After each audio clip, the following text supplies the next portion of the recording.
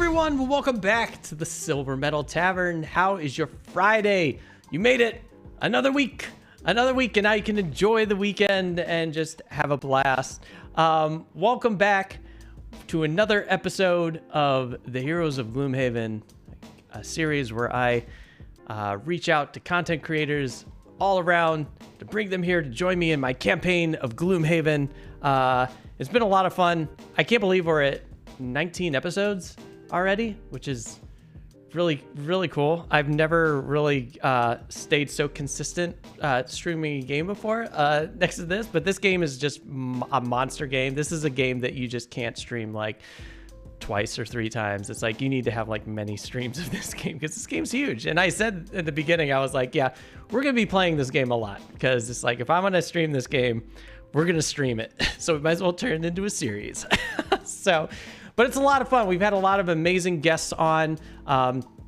It's been really great. And not only just guests who are just incredibly well versed at this game, we've had guests that are brand new to this game, who've never played this game before, and they've sat down and they've played it. And we've had some really great matches, just some really great scenarios. And a lot of them have just come down to like the last round or the last card, or one game was like the last modifier card that was drawn. It was just really epic victories. So I'm very excited. I love doing this. I love just gaming with a bunch of people out there. So yeah, so today we are two really exciting things that have happened recently. One is we retired.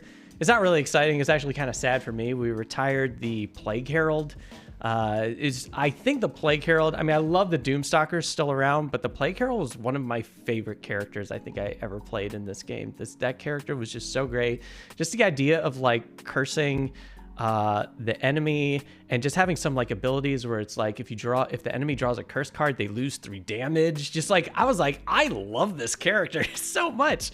And it was sad. I had to that character retired fairly quickly. But I don't want to keep like characters forever. I want to try and experiment with as many characters as I can before Gloomhaven 2nd edition comes out, because everything's gonna get changed for the better. So that's my quest, to try and play as many characters as possible. And we have unlocked a new character, the Sunkeeper, character I know nothing about.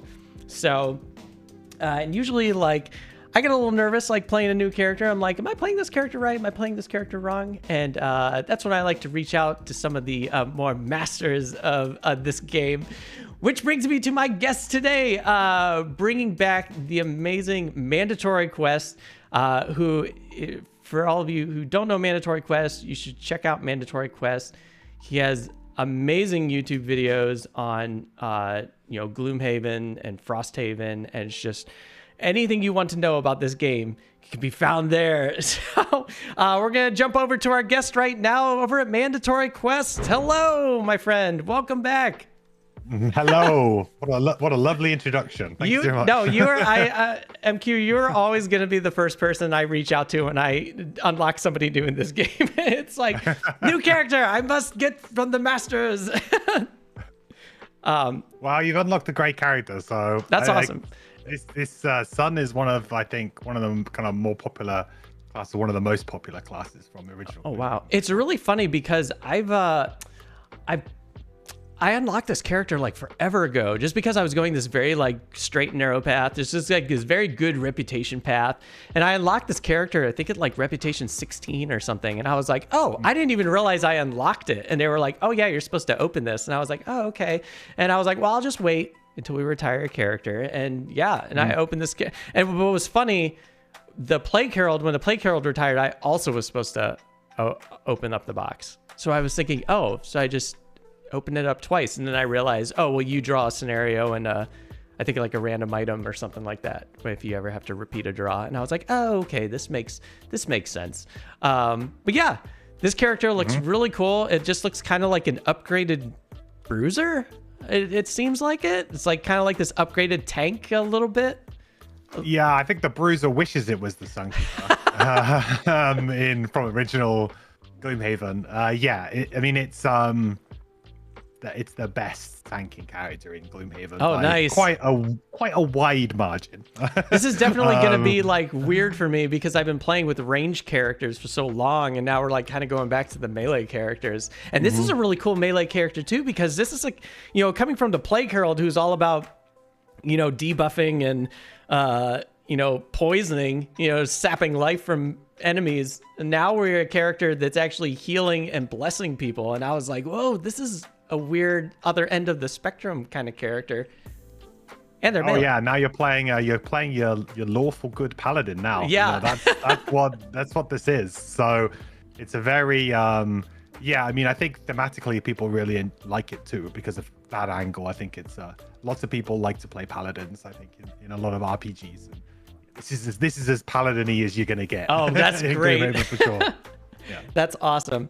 Well, cool. And I think we both decided that you're going to take a run at the Sunkeeper, and I'm going to finish the Doomstalker because the Doomstalker is probably going to be retiring after this scenario. My personal quest was to kill 20 bandits or cultists, I think, and I have to kill 10 more bandits and to retire this character. And when I was setting up this map looks like it's filled with bandits, and I'm just thinking, okay, we're probably going to retire this character, so I want to give this character one last good fight before this character goes off. Okay, well, note to self then: try and kill steal all of the bandits. Right. Just like, no, it's so crazy because I've been playing like so many scenarios. I've probably been playing like, I don't know, maybe 20 scenarios where I have not run across a bandit or a cultist. And I'm like, I am never going to get rid of this Doomstalker. And it's not like I hate the Doomstalker. I love the Doomstalker, but it's like, it's time to move on from this angry face looking at me every day. Yep. Yeah, there's a certain point when you get to like really high level 8 and 9 when it's like, you know, you just have a mastery over the scenario. You know, you're so powerful and you have all these amazing cards, and yeah, you're like, okay, now is about the time to maybe you know, go back down and start something new. Right. I quite like that because the game kind of gives you all of that fun stuff, and then it kind of goes, okay, now's time to move on. Right, you know, right. Like, I love you it. had some fun. Like, now it's time to move on a little bit, and it's not really that bad.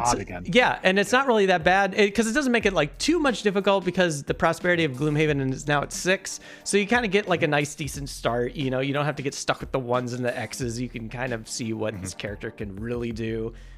So yeah, it's nice. I can imagine like starting early, like retiring characters early when Gloomhaven's prosperity is low. It's probably a bit more challenging. Just like, well, I don't really understand this character yet, or how great this character, the potential of what this character could be, versus like when you're such a high level start, you're like, oh yeah, we're gonna be great at this. Yeah, I mean, it's I mean, we talked a little bit about 2nd edition before we came on, but in 2nd edition, one of the things that they kind of wanted to fix is that there are a couple of characters that really kind of were almost designed to be really good at like level 3 and above, which meant that if you did have that first personal quest and you kind of went straight back down to level 1, you'd kind of be struggling for a few levels, or you wouldn't be able to get those key cards. So I think one of the good things they've done with 2nd edition, or they're doing with 2nd edition, is kind of leveling that now so that actually you can start the character at any level and kind of get a good grasp of what they're good at and what their kind of core mechanics are, without maybe having to maybe kind of feel a bit bad about playing for a while and trying to grind out that XP to get to that level to then go, oh great, now I can really, you know, thrive. So yeah, there's definitely some wonky scaling at times where certain characters really just need that jump start of a few levels, which just, you know, if you come to them late with the prosperity, then it all works out. But yeah, that's crazy. So we have a couple people in chat saying hi. Dutch Yoda, hello. Halifaxan, hello. Welcome, friends. Hello. Welcome back. Yeah, so this is really exciting. Ready to are you ready to do some dungeon delving into? Well, I guess we're not in a dungeon. I think we're in a forest or somewhere. So always. Well, cool. All right, ready to do this? Let's jump in.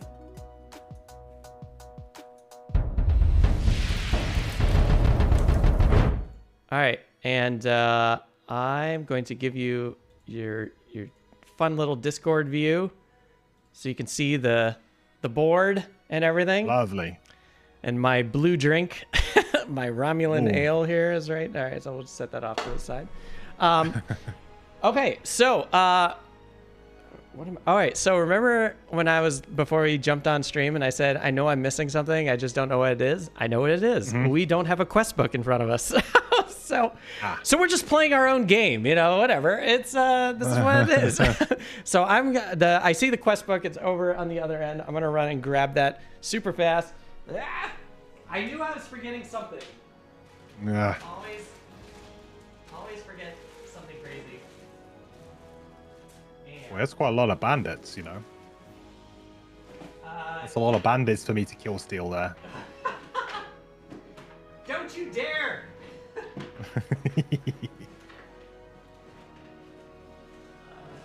I feel like this will be hopefully a very good showing for the Sunkeeper's tanking capabilities with this many enemies. We should hopefully be able to oh my gosh, make through a lot of this damage, hopefully. Big earthquake right here. All right, there we go. All right, I don't I don't know. I've never had so many monsters on this board before. This is the most enemies I've ever had, I think, on this board. And there's 3 elites on here, which is insane. I have no idea what they're expecting us to like. Is the first room the worst room? I don't know. All I did was set up the board. I haven't read what's happening yet, but yeah. This is this is usually a little bit of foreshadowing that this scenario may not expect us to kill all enemies. Oh, all right. Okay. Because it's kind of like here's like a crazy amount of enemies, more than you'd usually have to deal with. And then, we'll see what the conditions are, but that would be my suspicion. It's really funny that Slivers in chat says, pick up all the gold and things will be fine. So Slivers always gives me a hard time picking up gold because I never pick up gold. I don't pick up gold as much as I should. And unless there's like a ton of it. I think like that one level that we played together where I was being a little bit more into the looting of this game. That's probably the most you'll ever see me like grab loot. But I don't know. There's sometimes where it's like, should I jeopardize the scenario for 4 coins or should I pick it up? I don't. And especially like when a character is so close to retiring, it's like, is this $12 going to matter? I don't think I can even enchant any cards with that $12. It's like, it's it's a little bit well, the good thing about Frosthaven is they kind of added in like kind of gold sort of sinks that you can essentially if you're retiring a character, you can kind of buy a load of resources potentially and put them in the Frosthaven kind of resource bank so that your next character can come along and still be able to build new things. And that's kind of like a good way they kind of dealt with that situation. Because in Gloomhaven, you're right, you kind of get a load of gold. It gets to a point where you're just overflowing with gold and it doesn't become that attractive anymore. Well, I found a couple scenarios that was weird. Like I think it was like one of the island scenarios or like a ship scenario where it was like, it's basically like a treasure ship and there was just so much loot to take. And I was thinking in the physical board, I know in the digital board game, in the digital version, you can revisit scenarios, but I didn't know if in like the physical board game, you can revisit scenarios. Oh, okay. Oh yeah. Can you even like revisit scenarios? Like if it's like a good or bad choice, like can you go the dark route? Like if you went like a certain like good path, can you go backwards and like do the bad path? I know they have like an incomplete and a complete in the requirements, but I didn't know if that like screws up the game if you kind of travel backwards in time with this. Usually the way the game handles it, I'm not entirely 100% sure.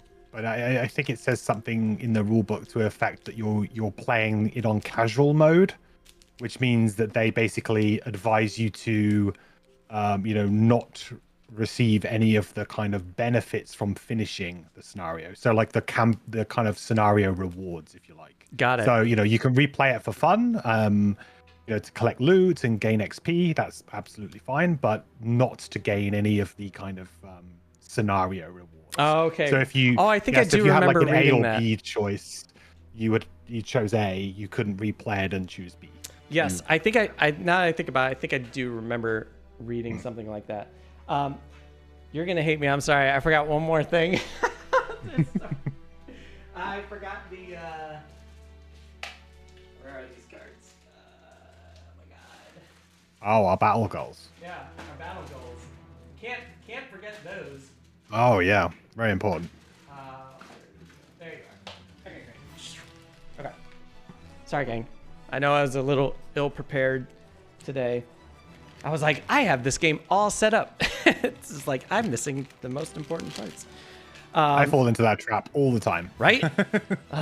Just because I have Frosthaven set up on my table, and then I'm going, oh yeah, it's fine. I just need to pull a few map tiles out, and then you look at the scenario, and you're like, oh, there's this. I need this. I need this. There's so much that I forgot. Well, the cool thing is I guess I don't need to draw a scenario goal for the Doomstalker. The Doomstalker is all maxed out, all boxes checked, everything. So it's just going to be you that gets the benefit of this. But before we do that, well, let me tell you what we're leaving Gloomhaven with. So your character, I didn't have like a ton of money, but we had enough for like an iron helmet. I did get splint mail because on this character I made it so that she doesn't take any negative effects on the bottom. So that was really helpful. Yeah, great. I got this jagged sword, which looked kind of fun. And then going back to the Ring of Haste, which is so great. I love that card. And just to make sure that you weren't left without any kind of help, some stamina potions, little minor stamina potions, and some healing. So the Ring of Haste is actually probably one of the best items for this character. Oh, great! So because it was one of the best items for the Doomstalker and the Plague Herald, I thought too, and I was like, oh gosh. For the exact same reason. Oh, that's great. Good, then I made the right choices. I don't think there's ever going to be a character that I'm never going to pick the Ring of Haste. I think the Ring of Haste might be the most powerful item in this game. I mean, for me. There is another one that is. Yeah. I was having. Oh, go ahead. I was gonna say like it's definitely like in the kind of S tier of items if you're doing your tier list for sure. But there is one or two other items that I think are better overall. Like in terms of like any character can use them and they're just ridiculous. Oh, nice.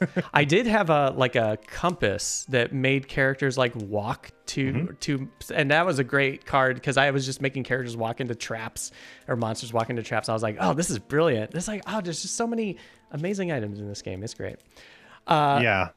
So yeah, that's what we're leaving with. We've both been blessed. So we have some blessings in our decks. We're ready to go. And then, unfortunately, we do have to draw this notorious road card. So that should be a little interesting. Let's see what's happening today. Traveling off the beaten path, you are surprised to see a large group of figures on the horizon. You take out your weapons and move cautiously forward. As you get closer, it becomes clear that the figures are not alive, but sculptures of some kind, made haphazardly out of branches, garbage, and scrap metal. There are 50 or so in the middle of the field with no other signs of life as far as you can see. You see a necklace that may be valuable on one of them and go grab it. Don't touch her! You wheel around to see an old man in rags emerge from the hole in the ground and charge at you with a broken broom handle. These women are all mine. What? Well, you had to like pull the weirdest road event that exists. That's a kind of a weird one. So what I like to do on this show is I love to have my guests pick, even the guests who have already played this game. So defend yourself with lethal force, or attempt to calm down the hermit and resolve the situation peacefully.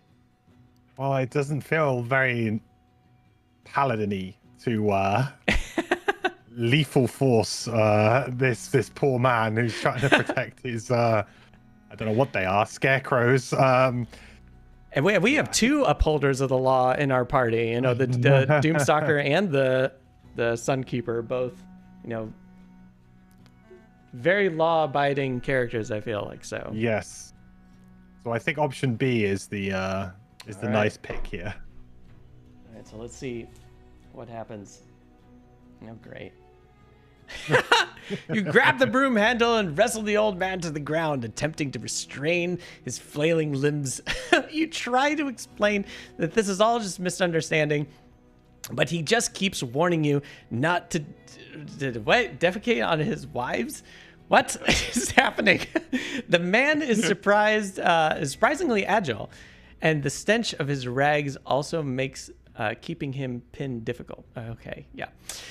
He slips free and scrambles around for his broom handle, muttering about the star's gift. You run away with all haste, but his odor is much harder to escape. All start scenario with a curse. Oh man. Never wrestle with a stinky old man. Seriously. Never gonna end well. That was probably the strangest road cards I think I've encountered in this game. That was a weird one. It's a head scratcher for sure. Yeah. I feel like I've ran into this character before. I ran across a character like on the road that was kind of strange, like going to the bathroom and on the road. Ah, yes, and that's the other one. Yeah. Okay. I was like, is this the same character? What's going on here? All right, so let's. Oh, could be. Yeah. Yeah, could be. All right, so I guess we have to get some curses in here. So, Oxyflex, hello. So, no, MQ went with. We're gonna try and calm this crazy person down a little bit. Oxy always tries to go the opposite for me. Nice. Always calls me out on it. That's awesome. All right, so let's see what this scenario is all about, because just looking at this map is very scary. I was like setting up this. There's a lot of enemies. Yeah. I was setting up this board today, and I was like, oh my gosh, did I pick like a really difficult one? We'll see what happens. All right, so we are in not that one, the Wild Melee. All right. So the objective, the goal is kill all enemies. Following the drunken lodger's directions through the Dagger Forest, you come upon a clearing full of trees, tree stumps, and crushed foliage. In the distance, you can hear the din of human work crew. Oh. There is a rustling behind you, and you turn to see a massive armored bear covered in scars staring down at you. Atop it rides a beast tyrant. Oh, cool! So this is our character that we retired. This is awesome. Let's see. The spirit said you would help me in this matter. The beast tyrant says, I only wish you had arrived sooner. All this destruction has since driven my ancestors mad. The only thing I can hear now is their endless screams. Please help me drive these humans and bring the spirits peace. The forest cannot handle any more wounds. You nod, and the beast tyrant leads you through the underbrush to the edge of the lodging camp. Without the power of spirits, I am useless. But I will send in my animal companions to help you. Oh, okay, I see where this is going. The only way to stop the plague is to kill every single one of those hairless parasites. All right, special rules.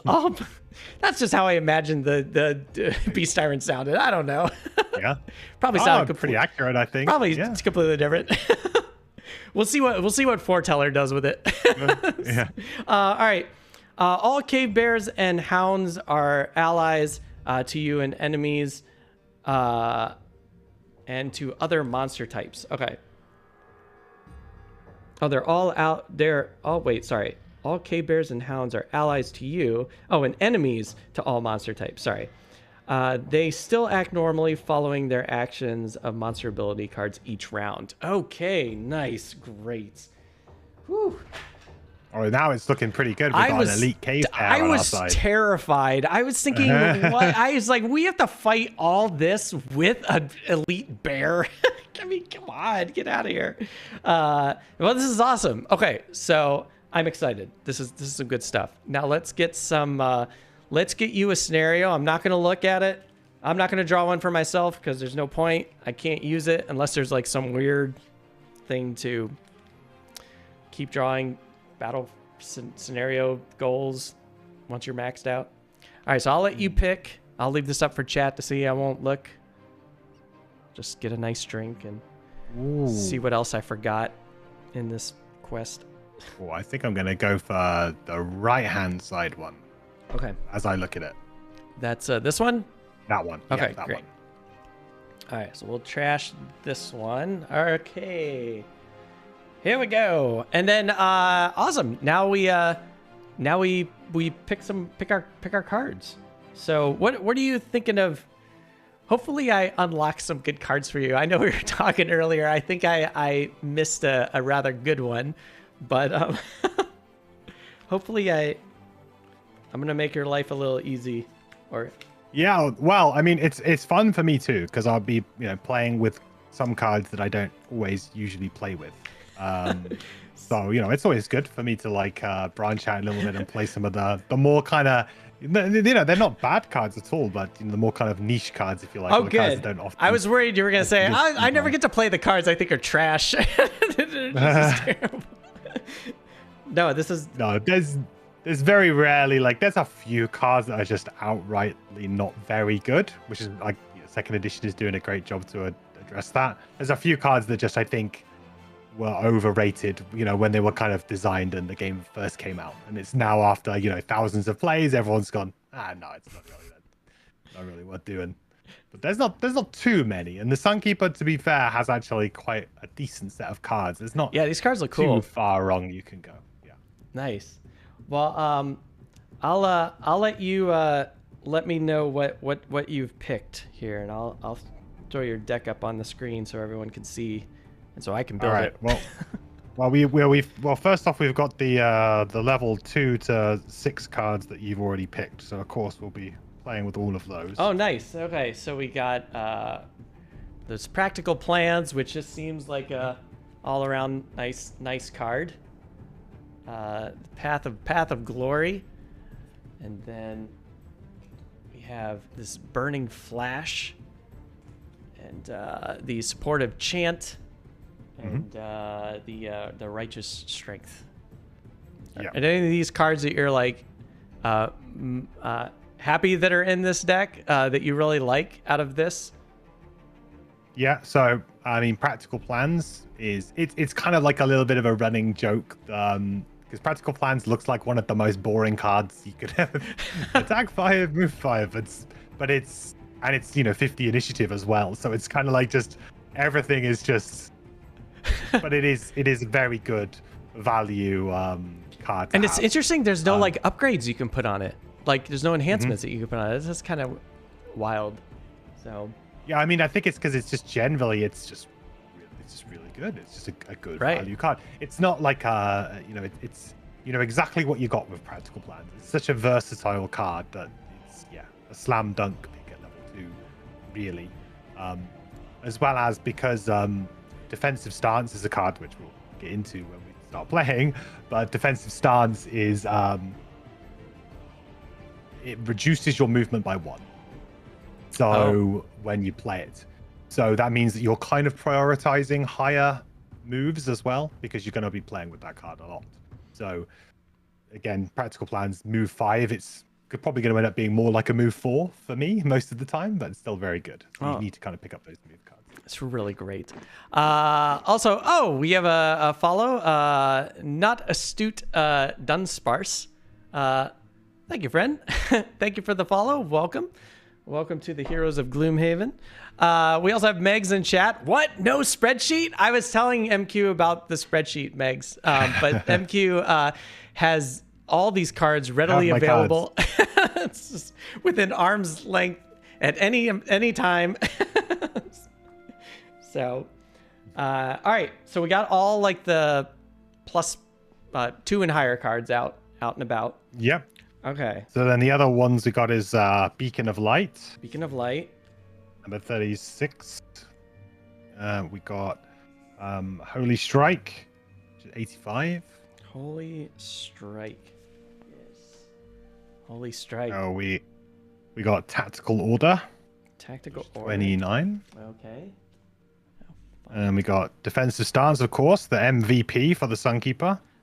best card the Sunkeeper has. Oh, okay. So let's talk about why is this card so amazing? I mean, other than the top is like really awesome.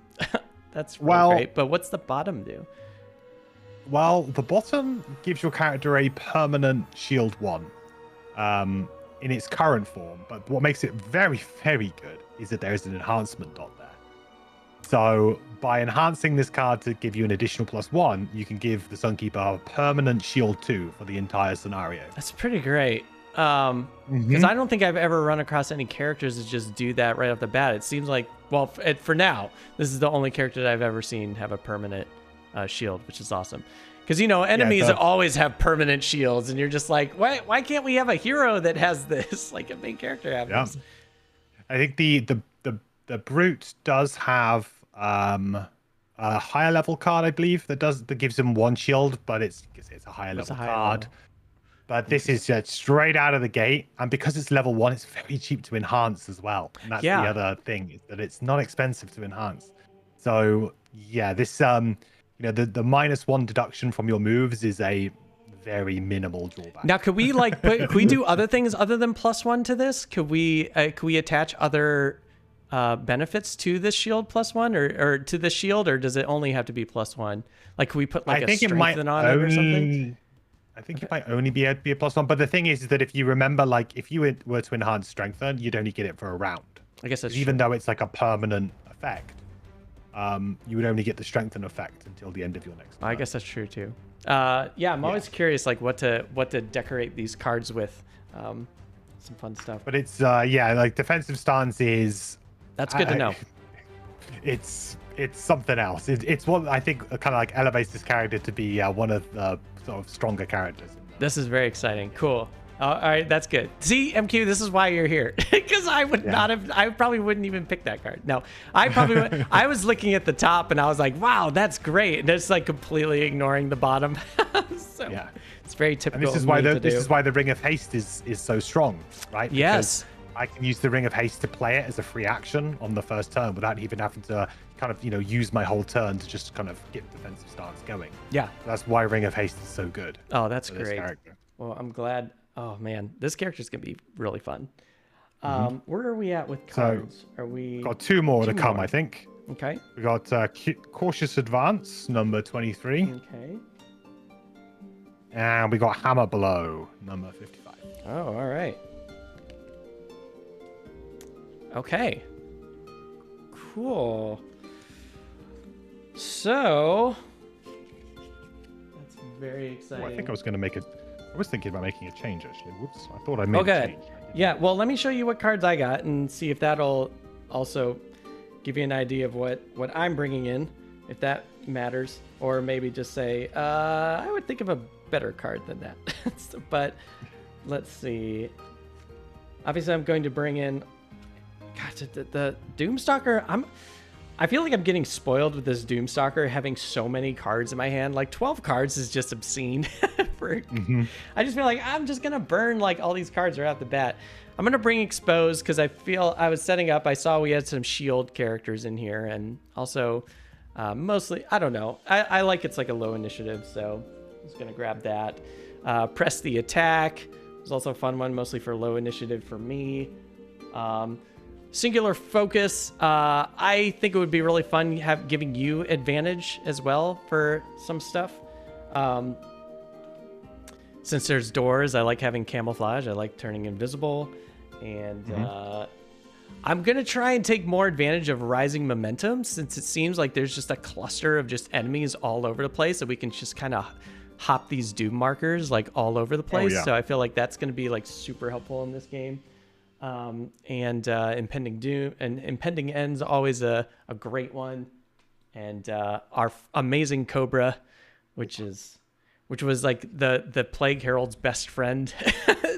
Plague Herald like loved that card. It was like, thanks for saving me a turn or a card to poison these characters. It was really amazing. And then going back down to the earlier ones, some of these cards have been upgraded, which is fun. We got Fresh Kill with an Immobilize, which is always great. I'm starting to realize how amazing Immobilize is. Swift Trickery with a Wound. solid bow with a wound, and always loving some Race to the Grave, especially with some living spirits running around. We can just get them out of here like super fast, and mostly for the initiative. But I do like the bottom of this. All allies get +1 with multi-prong assault, and if I ever need it, you know, a multiple damage targeted card at the top.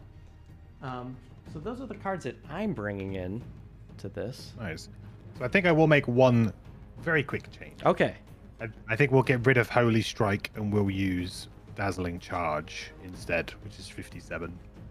As we were talking about a little bit off stream, this character really struggles with light generation, which is quite an important element that you need to kind of have. And I feel like I'm being a bit greedy at the moment. I should bring in just a nice, reliable heal 3, make light, nice, simple ability. I can always use it. Nice. To set myself up for with some light to use. So my idea behind this character, and I don't know if this was like a right kind of build for this character, but I was gonna make. You notice that I probably had like a lot of a couple cards that were blessed, that had a blessing attached to it. So in my head, I was thinking, oh, I'm just gonna make this character is kind of like the opposite of the Plague Herald. So instead of cursing the enemy, now I'm just kind of blessing my ally constantly and just getting a bunch of ×2s like all over the place. And this character like does not leave the side of this ally. It's always in front, so it's always taking the blunt of all the attacks. I don't know if that's like kind of like an option, but with this character, or if that was a decent option with that character. There's a lot of things you can do with Sun. I think that's why Sunkeeper is really well liked, is because you've got like a wide range of things. If you want to be a really like you want to go and hit things and hit things over the head, you got plenty of really good cards to go do that. But if you also want to kind of be a little bit more kind of like that kind of kind of rallying character who's going to sit in the middle and kind of aid the allies and buff people up and provide heals and support, you've also got some good solid options for that. It's a really good kind of well-rounded character. It's got a lot of different kind of things that you can go into. I mean, I generally like to play it as a really frontline, tanky, heavy, hitting things hard with the big hammer. But yeah, you can kind of play it a little bit more supportive, and I think the thing is as well is that some of the cards, they scale in different ways. Like the buffing side of things generally scales better with 3 or 4 mercenaries. When like supportive chant, for example, is a great card. And if you were playing, I mean, like if you get your Cobra out and if you had like another summon out, then suddenly like supportive chant becomes really good because we're going to get extra damage with all of those guys. Oh yeah. Wow. But if you're only playing 2-player and you're both kind of just one figure and you're not bringing any summons or anything else to the board, it doesn't really work. But the good thing as well about this scenario is that the kind of forest creatures all count as our allies. So for the purposes of all cards that say allies, that's gonna be crazy. Yeah. So I'm excited. This is very good. And I take it like all the we have an elite bear that does wound. I take it that applies as well and stuff. Wow. That's crazy. Well, cool. So do we place our characters now, or do we just kind of play our cards and then we can decide? Because I know digital, you can play your cards and then you can decide where you want to put your characters on the starting positions. Is that? Oh, I know. I want to be right at the front. Right at the front? Yeah. 1 or 2 is good for me. I know where I need to be. Nice. And I guess I'll just go. I'll go 3 because I'm a little scared. But I don't, and I got range too, so I don't know if it really 100% matters. But awesome. So I guess we can go and we can start picking our cards here. Oh my gosh, or planning. What's our plan? Oh my gosh. So let's actually see how threatening these monsters are here. So there's no living spirits yet, so that's nice. I can just kind of put this here so I don't get distracted. So gosh, even like you think like these little bandits are just gonna be nothing. They're still like 10 and 8, which I guess we could probably take a couple of these out in like one shot, but I was hoping that these things would be a little bit easier, but I don't know. The elite archer's a little bit scary. Yeah, Too. Yeah. just that poison and just that, man, that's 6 range is bonkers. Fun times. Okay, well. And, oh crap. Well, I think... I just dropped your cards. Sorry, wait, hold on. All right, this might be all of them. Let me just go through these. Can you just run through the names of your cards real fast, just so I can make sure I didn't put the wrong ones in here? Sorry. Dazzling charge. Got it. Supportive chance. Got it. Practical plans. Got it. Path of glory. Yep. Righteous strength. Yep. Got it. Burning flash. Great. Beacon of light. Great. Cautious advance. Perfect. Defensive stance. Awesome. Tactical order. Yay. And hammer blow. Great. Okay. It wasn't too far off. It was one card that got mixed in there. I was like, okay. Hey, what's up, Time Roller? How are you? All right. So, just like before, we'll pick our cards. I'll place my cards here when you know that we're ready. I'm ready to go. And then if you could just tell me what cards you're playing and which initiative you're leading with. And so I think I cautiously want to go quite late. I think. In this okay. Round, which is not often a thing that a Sunkeeper would say, but I think that's kind of what I want to do. Okay. I think I'm gonna try and get some. I don't know if I'm gonna like kill anything right off the bat. I think I'm gonna try and just kind of get some stuff set up. Just because we have this like cluster around, I just kind of want to see. I'm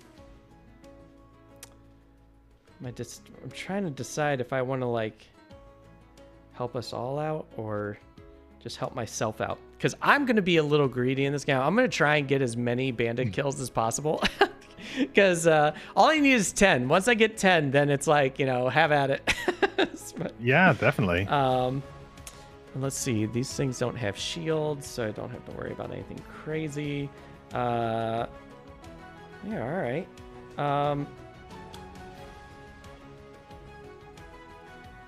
Let's see. Is this kind of what I want? Sorry, I'm just taking one last look at everything. Okay. I think this is good. Maybe.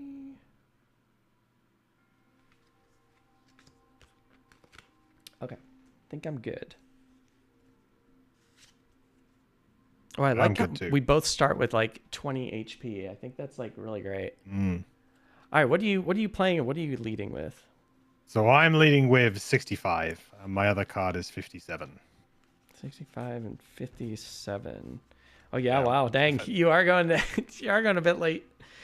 Yeah. Just waking up, haven't gotten the coffee. I feel like, yeah, I feel like I don't want to quite go with the. I'm going to save the Ring of Haste for another time. I think. Okay. I was tempted, but I feel like this time I'll save it. I'll go 28. I'm not starting like crazy fast either, so hopefully we get some slow moving. I'm quite happy for the bad to get stuck in. Right.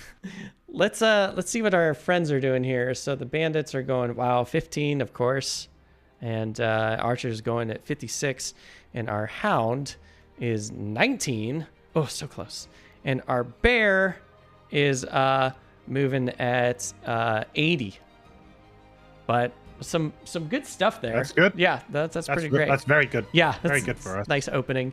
All right, so it starts with the guards. The guards. Wow.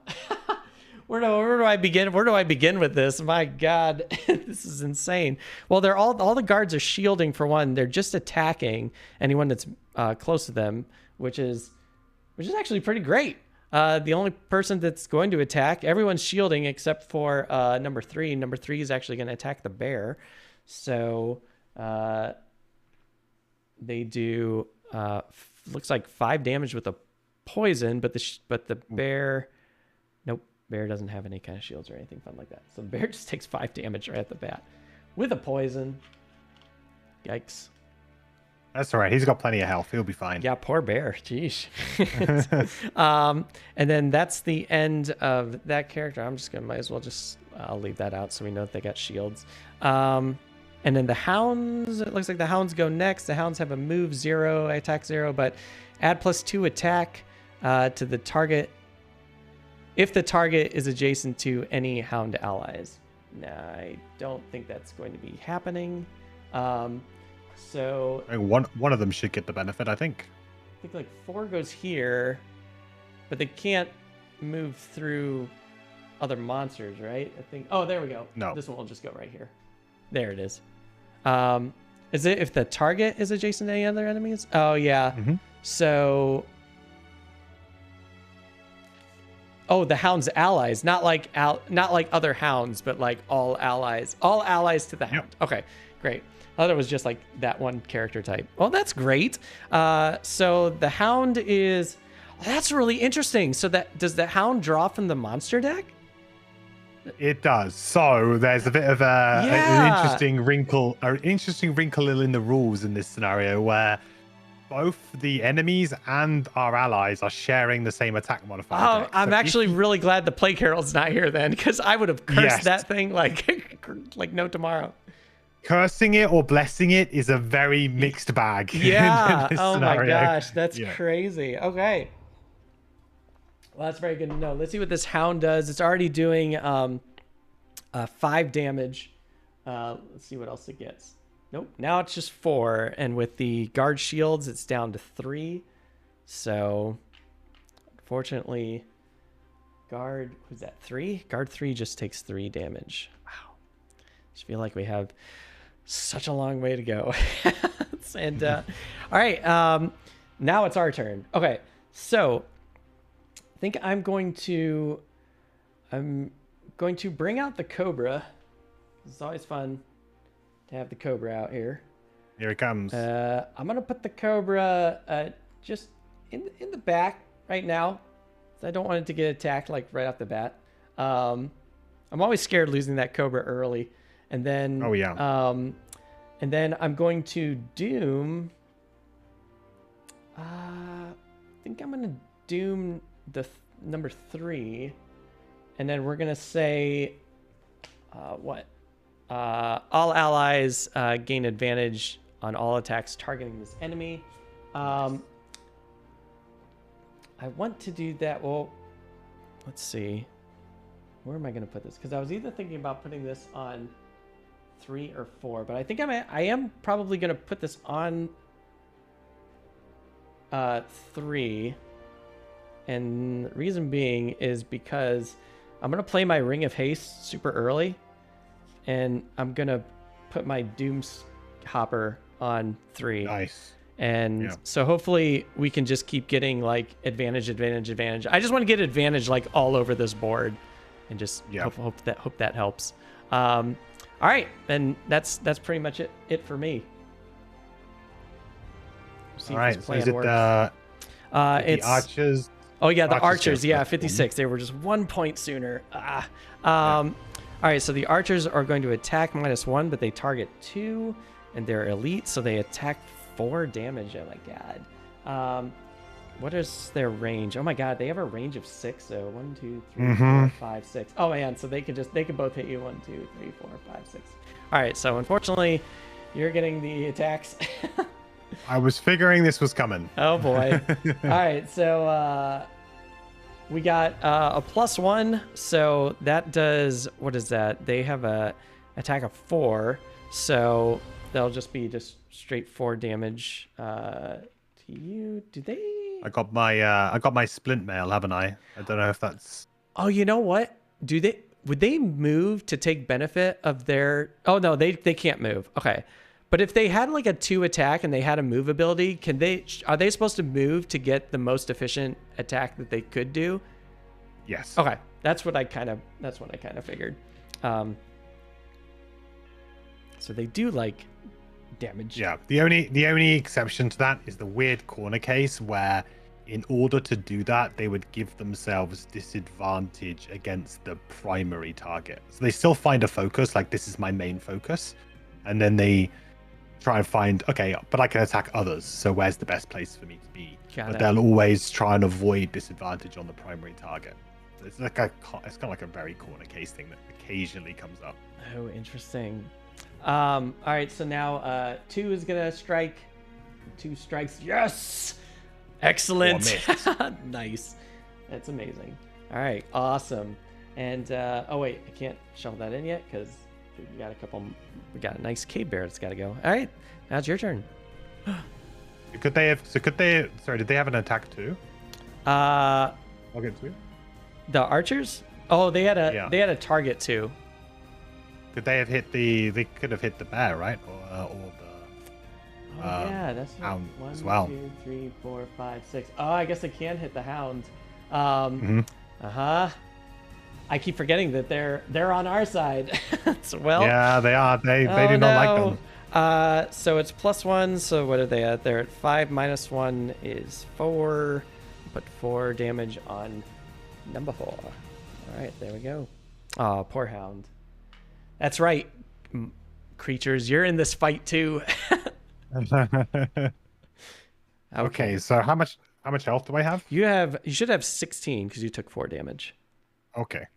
So then I will actually, charge. I guess you wouldn't have that. See, it's another new thing about this new character that I'm not familiar with. You have your split mail.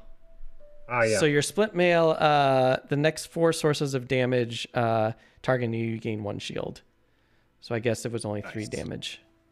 Well, that's perfect. Music to my ears. Yeah, that's nice. Because I will use Dazzling Charge top to heal myself for 3. Oh, nice. And create a lovely light element. Light. Let there be light. Yes. Bing. And then I will play the bottom of defensive stance. Oh man, yeah. That's, This I'm excited to see like and, what this card's gonna do. This sounds really really cool. So you're always shield 1. Oh man, that's awesome. Okay. And finally, we have our bear that's going, attacking the 3rd monster for, she's 5 with a wound right off the bat. Nope, make that 6. But the shield takes it down just to 5 with a wound. It's so infuriating when, oh, we get advantage. That bear gets advantage, I just realized. Because all allies, right? Yes. Yeah.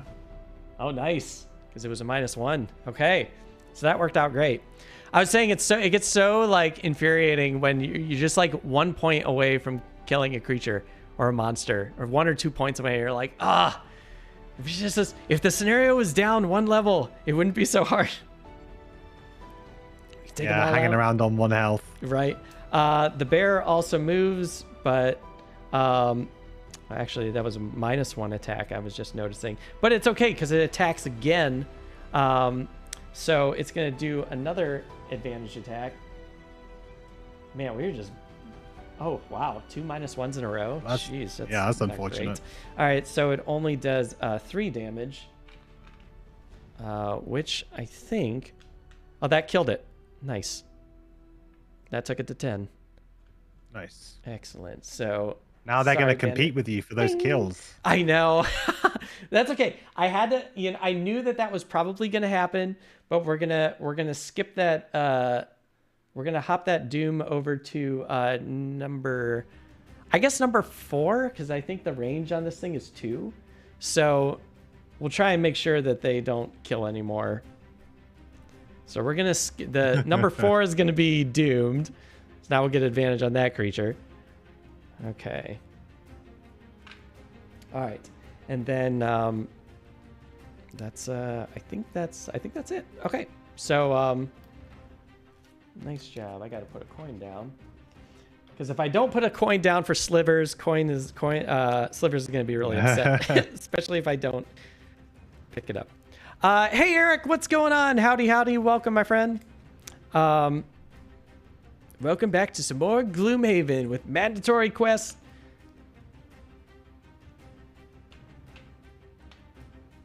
So I'm going to reshuffle all these decks. God, it feels like so many decks need like shuffled now. How many hours do you think you put in this game? You think, like the Gloomhaven franchise? How many hours have you put into this?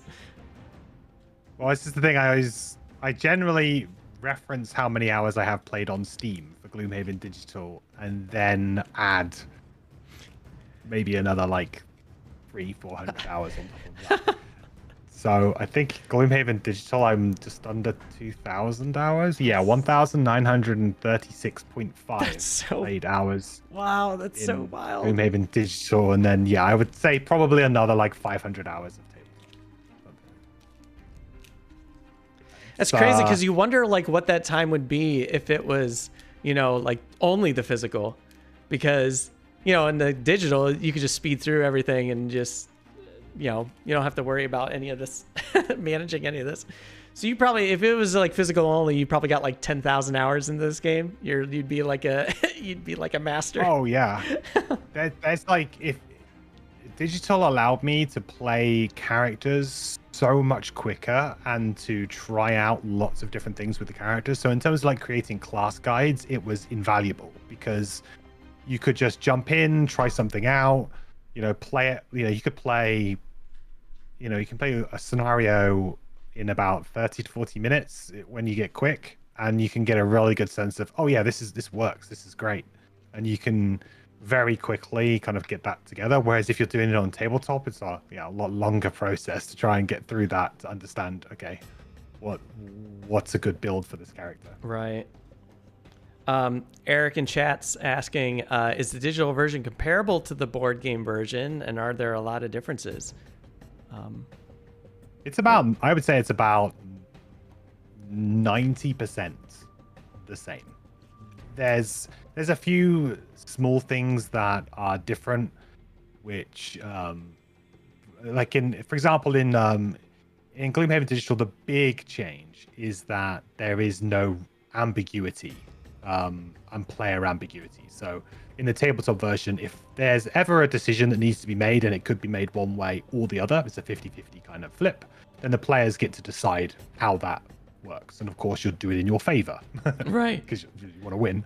But in Gloomhaven Digital, it does it randomly. So there are a few characters that suffer because of this. Mostly the summoning characters suffer more because of this, because they often, like the summons when they move around, they often have 50-50 kind of decisions, and the game just kind of sometimes puts them in awkward positions, which you wouldn't choose. But for the most part, it's very, very similar. There's a few cards that had to be changed just because they're so bonkers that they just don't work in a digital environment. Yeah, that's what's interesting. Like starting up the game, it's like, do you want to play with this rule set or with this rule set? I think that was a really cool choice that they put that. Yeah, but the good thing with digital is that, yeah, they've so for example, now if you were to pick up the board game right now, you know, you'd kind of have to read through the FAQ, and you know, there's a lot of extra stuff that's come about since the original launch that is now just, you know, new rules that are, or house rules that are accepted or that people enjoy. Whereas in digital, they just implemented that straight away. Like you say, you can just tick a box to say, yeah, I really want that house rule. So they did a really good job of kind of like bringing the game up to like what is considered to be like the kind of the normal rule set now. Whereas if you just read the manual in the box for, you know, this version of Gloomhaven, it doesn't have those things in. All right. I'm gonna put these right here. So you're gonna go after your bandit friend. I think you want to get the yeah. kill. I'm hoping that the Cobra is gonna weaken 4, and then I can just destroy it. Hopefully, that's the hope. I'm gonna hope I can go after 1 then. All right, so I've got my cards. Okay, I'm good. sounds good. What do you? So I'm gonna lead with 18 initiative, and my other card is 48. Okay. Righteous Strength and Path of Glory. God, I love the names of these cards. They're just so good. That's great. Okay, and I'm gonna go a little bit faster with press the attack. And hopefully we can kill this.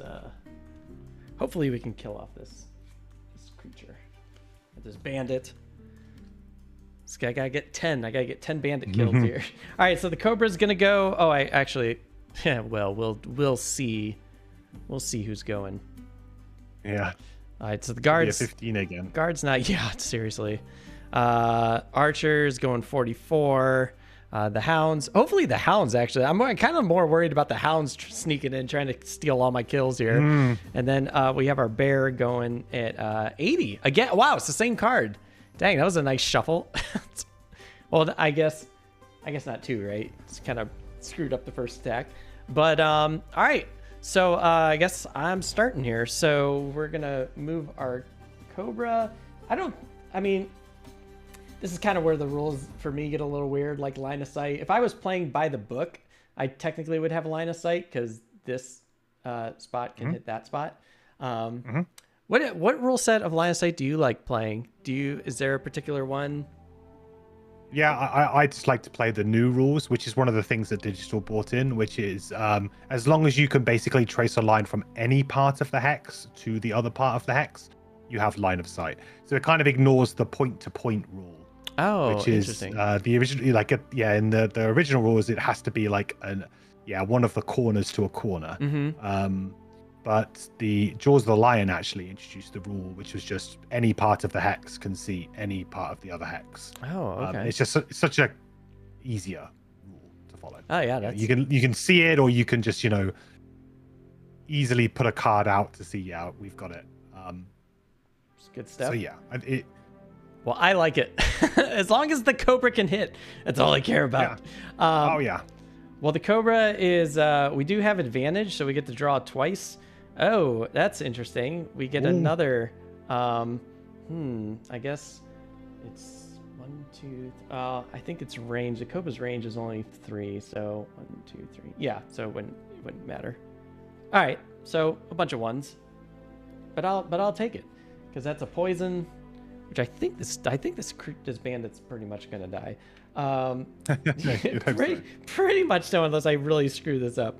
So let's see. That's a 4 damage going right there, and then with the poison, and then it's my turn, which I'm going to use my impending doom, unless I really whiff this attack, but I do have advantage. So wow, so many of these +1s. I love it. All right, so that's pretty much 5. Yeah, it's within 2, so it's dead. Nice. And again, XP, but that doesn't really matter. Wow. All right, and I chalk up my first bandit kill. I need to put something here so I know that I got this. We'll just put an upside down coin here. That way. So I need to mark this, or else I'll totally forget. Awesome. And then how many do you need? I need 9 more. Just 9 more. Wow. 9 more kills. I mean, there's 4 bandits just in this room. So we haven't even gotten to the second room yet. So I guess we'll skip this over to 1. Oops. I tried to put it on the bear for some odd reason. All right, so that's... God, that card is so great. Just the fact that it just makes dooms hop all over the place. It's pretty amazing. Do I want to just leave? I'm trying to decide. I guess I'll just turn on press the attack just in case somebody tries to move in and attack me, but I can't. Yeah, because I was thinking the only thing I could do is just kind of move up in front of you and just try and take some of this damage off you so you're not getting hit constantly. Unless don't you're worry okay about with that. Oh, you're good? That is what I do. Nice. Just taking damage is what I do. You just stay back there, range character. Yeah. I guess I'm this is like the perfect pairing for you as a Doomstalker. Like, this would be great because you just never have to worry. I know. You can do whatever you like. Yeah. So I love it. All right, so that's me, and it's let's see. So you're 18, so you're next. Cool. Okay, so I think I'm gonna unfortunately probably have to use my Ring of Haste, but good job I didn't use it earlier because I think I want to try and move a little bit closer. So I'll use the bottom of Righteous Strength to move 3 shield 1, but because of my defensive stance, it's actually only a move 2, because I get -1 deducted to all my move. So I'll move towards the Bandit Guard, right up in the gap, I think. Right here? There we go. Right. Yep. And then I think what I'll need to do is I'll need to use my Ring of Haste to play another card here to move in a little bit closer. Can you... Did they change the rule on the Ring of Haste that at the end of your turn you get to play one card from your hand immediately? Oh, it's at the end of my turn, right? Okay, I'm thinking of a different item. Unless they changed it, because I don't know if they like changed the rules of this if this card was too No, powerful. they didn't. Oh, okay. Uh-oh, does that screw up your plans? A little bit. I would have loved to have had a pair of boots here, but it's okay. We can make it work. So what I'll You do is critiquing my shopping for you? They're very good. They're very good. They are. But no, what I'll do then is I'll do my attack on this bandit then. Okay. Okay. So we have we're going to do a top of Path of Glory. So we're going to do an attack 5, and we're going to consume the light. Do an additional +1 attack and advantage. Oh my gosh. Gain an XP. That's great. So Too bad you can't get double advantage. So you have attack 6 right off the bat. Yep. All right, so you got a +1 and 0, so you take the +1, so you do 7. Oh my god, that's insane. That's really great. Okay, so we do 7 to this character. So close to death. Yeah, this is gonna be tricky to try and get these kills. I'm thinking, but I don't know. We can do it. I can do it. Yeah. Awesome. Next we have. That's just the end of the round, so that gets discarded. Who is next? It looks like the Hounds are next. So the Hounds are going to move 1 to there, and the Hounds are just going to straight up attack this guy with the big 0. Oh no, they have advantage. Oh man. Okay, so it's -1, so they do the 0. Attack of 3. So does that kill them? Oh yeah, it does. It does. They're dead. That bandit's gone. Oh man. Stop stealing my kills. 9 looks like a tall order now, huh? I know, seriously. Oh, and actually, you gain a gold because there was a gold on that spot where that last bandit was. So, yeah, you got your first gold. Slivers will be so happy.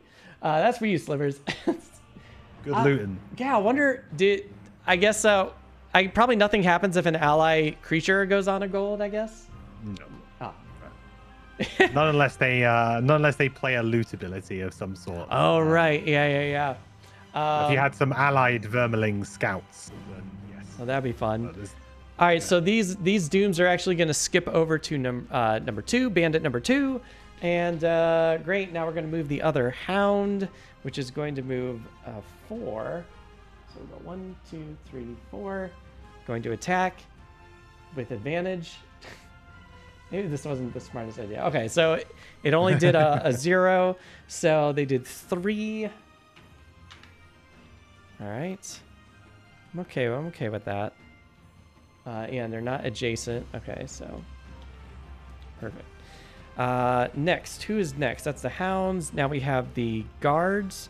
The Guards are gonna move. That Guard's just gonna attack that Hound for +1. Ooh. Which Hound? That's Hound 6. Okay. So how much are you doing? You're doing 3 damage. Oh, they have a range. Oh, okay, so this is actually interesting. So if they're ranging it, they probably have to move backwards, right? Or maybe down to here, so they don't get disadvantage for the Hound. Yep. So let's attack 6 first. Yeah, they attacked with +1, so they do 4 damage to the Hound, which I think it's not death. It's half their life. It's close though. Yeah, it's these Hounds are taking some punishment here. Oh wow, the only other guards that are next are the archers, and the archers have a +1 attack, so they're gonna be doing 5 damage. Which I guess you got lucky because now they're targeting the Hound here. So they are, yeah. They are 0, so that's 5 damage to that Hound. That Hound is, yeah, unfortunately that Hound is dead. Aw. Does the Hound turn into a coin? That's a great question, actually. I wonder. I mean, they are. Probably. I don't think so. you could just profit off of your dead allies. Yeah. We'll just say because they're our allies. I'm gonna say no because they're not really our enemies, right? I mean, that just seems weird. Just like, oh, we're just gonna loot our dead allies here. All right, so unfortunately that's gone, and 2 is going to go after you.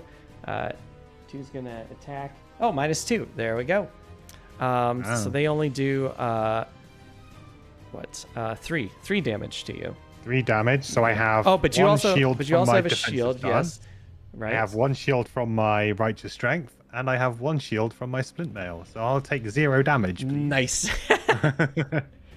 And it begins. Dang. I know, this character's insane. Imagine if I had shield 2 on my defensive stance. I wouldn't. I can only imagine like what the level 9 cards are, like the highest level cards are. I'm very excited to see what this character is going to do. Awesome. Well, that's the end of that. So, and the bear. Don't forget about our bear.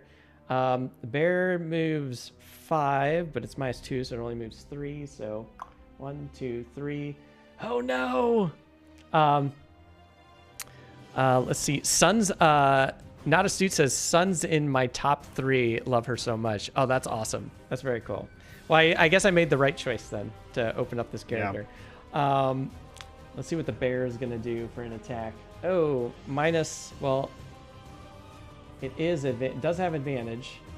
So it's 0, so that's great. So it does 5, -1 is 4, with a wound. Okay, so we're wounding you, and we do 4 damage. You're gonna have to get in there quick. I know, yeah. Get these last hits. It's like, go easy. You don't have to kill it. Please. All right. You might want to try and get rid of that advantage doom for all allies. Be selfish and just get one that gives you benefit. You know what's kind of weird? It's like, so if I bring out another doom, I lose rising momentum though, I think. Because I think as long as that's the bummer about that. Because I think, when another doom is played, discard this card, and I'm like, oh crap. It's too bad I just can't like swap out dooms. Like, can I just adjust this doom here? All right, so these are all shuffled. All right. But I do like, I mean, we are clearing this room out fairly quickly. I thought this room was going to take forever to clear out because there was just so many things on the board. But this is actually moving pretty decently. Yeah. Okay. What am I going to play? Well, definitely got... I'm kind of nervous because I think my Cobra is going to kill this bandit. It's just like,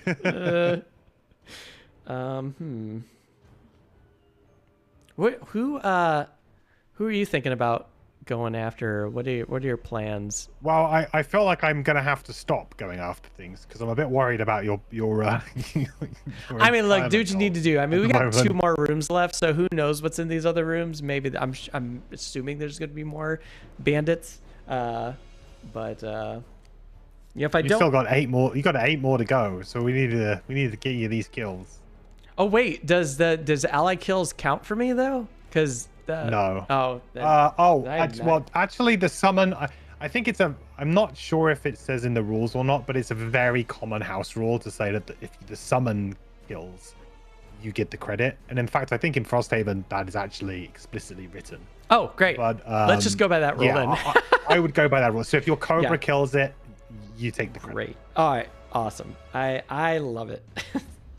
Sounds like a plan. Now what am I going to do after that?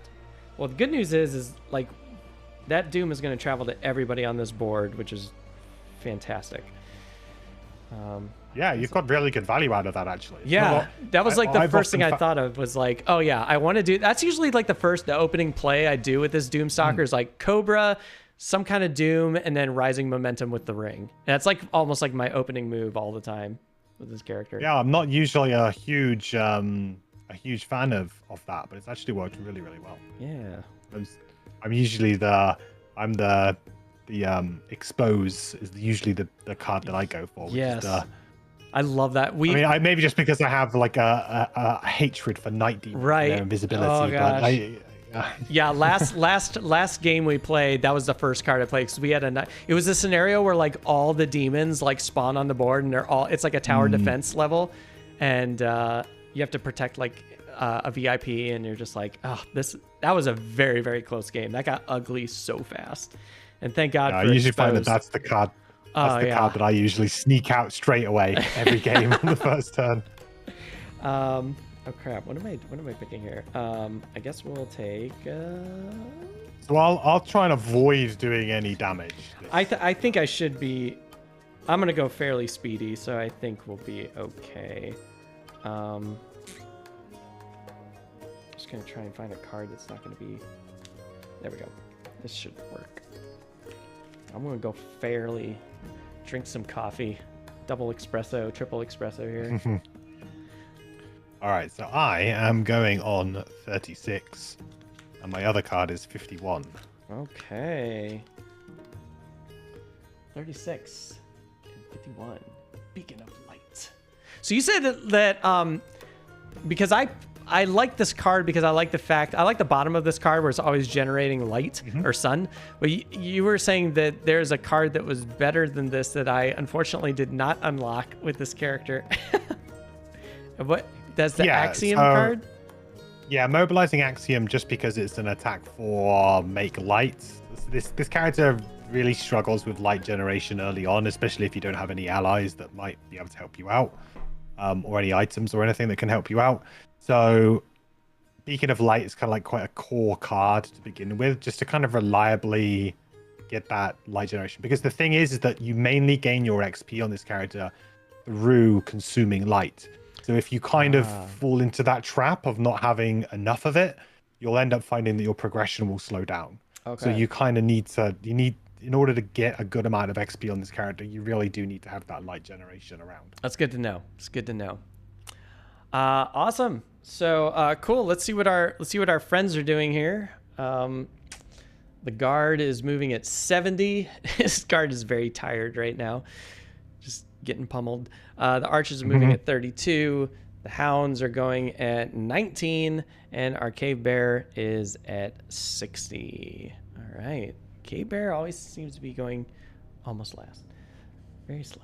Nice. It was funny because every time I fight the cave bear, they're like speeding. They're like so fast. I was like, why are you going so slow now? All right. So I got an 11. So the cobra is going to kind of run up here. 1, 2. What's the movement? I think it's 3. Yeah, so it's 3. So we're just going to chill here. And cobra's going to attack this little bandit. Hopefully we have advantage on it. So we get +1 and +1 with the immobilize. But it doesn't matter because it's dead. So nice. That's 4. So that is dead. And we're going to be skipping... Gotta put a coin out for you.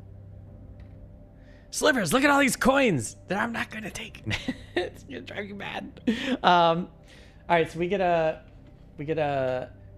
another kill per the new rules, and this is gonna skip over to who the get a Mirai riot.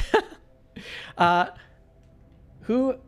Do you think does it really matter if we should hop this Doom over to 1 or 2? I guess maybe just. Well, you can think of it this way, that because the bear is tied for, I don't know if it can move an attack, but if it's tied right now, so it would go for the lower standee number, so it would go for number 1. So whether or not you want to give the bear the advantage or not, I guess, is the question here. I mean, they're elite, so they have what is it? They have 10 health. I guess they're about the same. Okay. Oh my gosh, I'm so sorry. You're poisoned. Did I forget to tell you that? I'm poisoned? Yeah, because the elite bandits do poison. I completely forgot about that, and I just saw that. Oh, that's fine. So I think even though you didn't take 0 damage, I think you'll still take at least 1. So I think I should take 1. I think you're at 19. You should be at 19. Oh no, because I only got attacked once, right? Yeah. So the poison was added after the attack. Right, because it's the hounds and the bandits archers that were poisoned. Or the bear. I'm sorry, the bear. The cave bear, I think, got attacked by the archer, so that's poison. And it is poison. Okay. I just have to make sure I had that right. All right, good. Sorry. Yeah, I don't think this bear is going to kill this. Are you going to be attacking somebody? Or something? Okay, maybe then I'll just put it on 1, so hopefully the cobra can kill it. Should be good. So now it's my turn to go. I'm actually gonna move 5, so we'll go 1, 2, 3, 4, 5, and I'll kind of weaken too, because the bear will the bear will kill that thing. So let's draw. Oh, of course I draw a -2. That makes sense. But that character, that was just a solid bow, so it did 3 -2. It does 1, but it does a wound. Bummer. Nice. Yeah, it's something, I guess. Okay. I was hoping to do that'd be easier to kill next time. I guess that's true.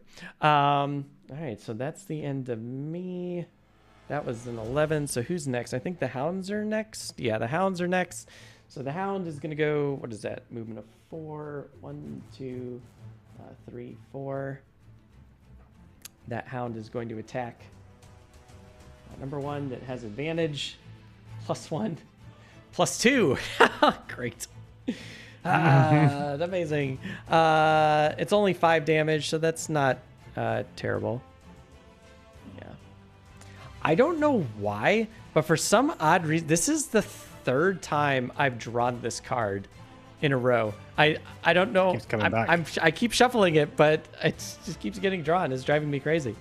So yeah, that's it for that. Who is going next? Next is the archers. So this is interesting. They're kind of backed into a corner here. Are they? I think like no matter where they move, they're at a disadvantage. Yeah. So that means do they even move? Do they even waste No. the time moving? Yeah. Because Nah, they won't even move. If they can't get a better attack off, then they All right. Awesome. Well, 1 is going to go after this hound with disadvantage. Yes, I love it. Nice. And then, but it does poison the hound. And then 2 is also going to go after the hound. I feel like a -2. Oh, I knew that was coming.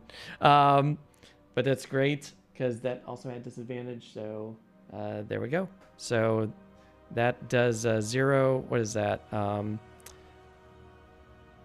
Where's that? You do an attack of 4 +1, so it's 5. There it goes. So it just does 5 damage to it. Actually 6 because it's poison. And our hound is dead. No. I was gonna survive. I was gonna save him. Oh no. Oh no. Boink. Poor hound. The hound It's a little bit sacrificed. too soon. The hound sacrificed itself to protect us. Now the cave bear is very angry. So there's no more guards, so we can just kind of put this right here so I don't get distracted with that. The cave bear is angry, so our cave bear is like, roar. And the cave bear is going to go after 1 with advantage. +1. All right, so +1 is 0, so it's +1. Cave bear does 6 damage to which one? Number 1. Oh crap! That killed it. It looked like it did. I was like, no. That's how. I mean, like that cave bear knew that hound. It was his best friend. He took it personally. Yeah, very much so. So this just skips over. Look at all these coins everywhere. Okay. Man. All right, that was a pretty intense round. Oh my God! Did I skip your turn? I totally skipped your turn. I'm sorry. It doesn't really matter. I don't think my turn would have affected anything here really. So what unfortunately, what were you doing? My bad. I was going to heal everybody. So I was going to use the top of Beacon of Light to give everybody a nice heal. So I'll remove the poison from the cave bear, remove my poison as well. Of course, I'm poisoned. Nice. That's gone. Before. Unfortunately, that's it. And then I was gonna heal the bear as well. The bear. Why not? Is that for the second? Your second action? Yeah, for my bottom Oh, action. nice. I heal the bear for 2. How sweet.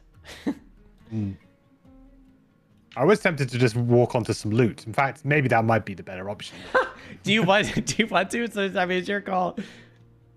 I know yeah, who you'll. sure, I know who you'll make happy if you walk on some loot in chat. All right. I mean, let's yeah. Let's get some. Loot. I don't want to let Slivers down. Move. I'll use the default move 2, which unfortunately is now a move 1 for me. So I think there's only 1 coin I can get Right. there. Oh my gosh, that's the so top. funny. There The bear's okay with the damage. Bear's like, don't worry about me. Get the coin. Maybe Yeah. Slivers is the bear. Slivers, we're just gonna make you the bear. You're the bear. Cool. Awesome. All right. Let's see. What are we doing next? Oh man. Oh boy. Okay. So I have to try. Yeah. See. I will try my best to help you out here. I think I know it's as like best as I possibly can to. maybe I'll. Yeah. So I will have advantage on it, but I don't know if there's anything that can. So I'm gonna go early. Yeah, I'm probably gonna go a little bit later. You try and go a little bit after me. Right. Would be good. I'll Hmm. see if I can help you out. 1, 2, 3. Okay, so that's not gonna work. Oh God. This is the one thing with the Doomstalker. You know, we'll talk about this once we play the cards. But all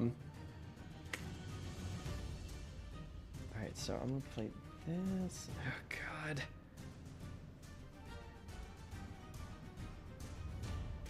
I'm worried about this cave bear. I think this cave bear is gonna steal my kill, but we'll see what happens here. Hopefully, he keeps going late. Because I can only go so slow. That's the problem. Yeah, I feel like we're. Oh, I guess I did reshuffle their cards. This hound's out, so we'll just hide that.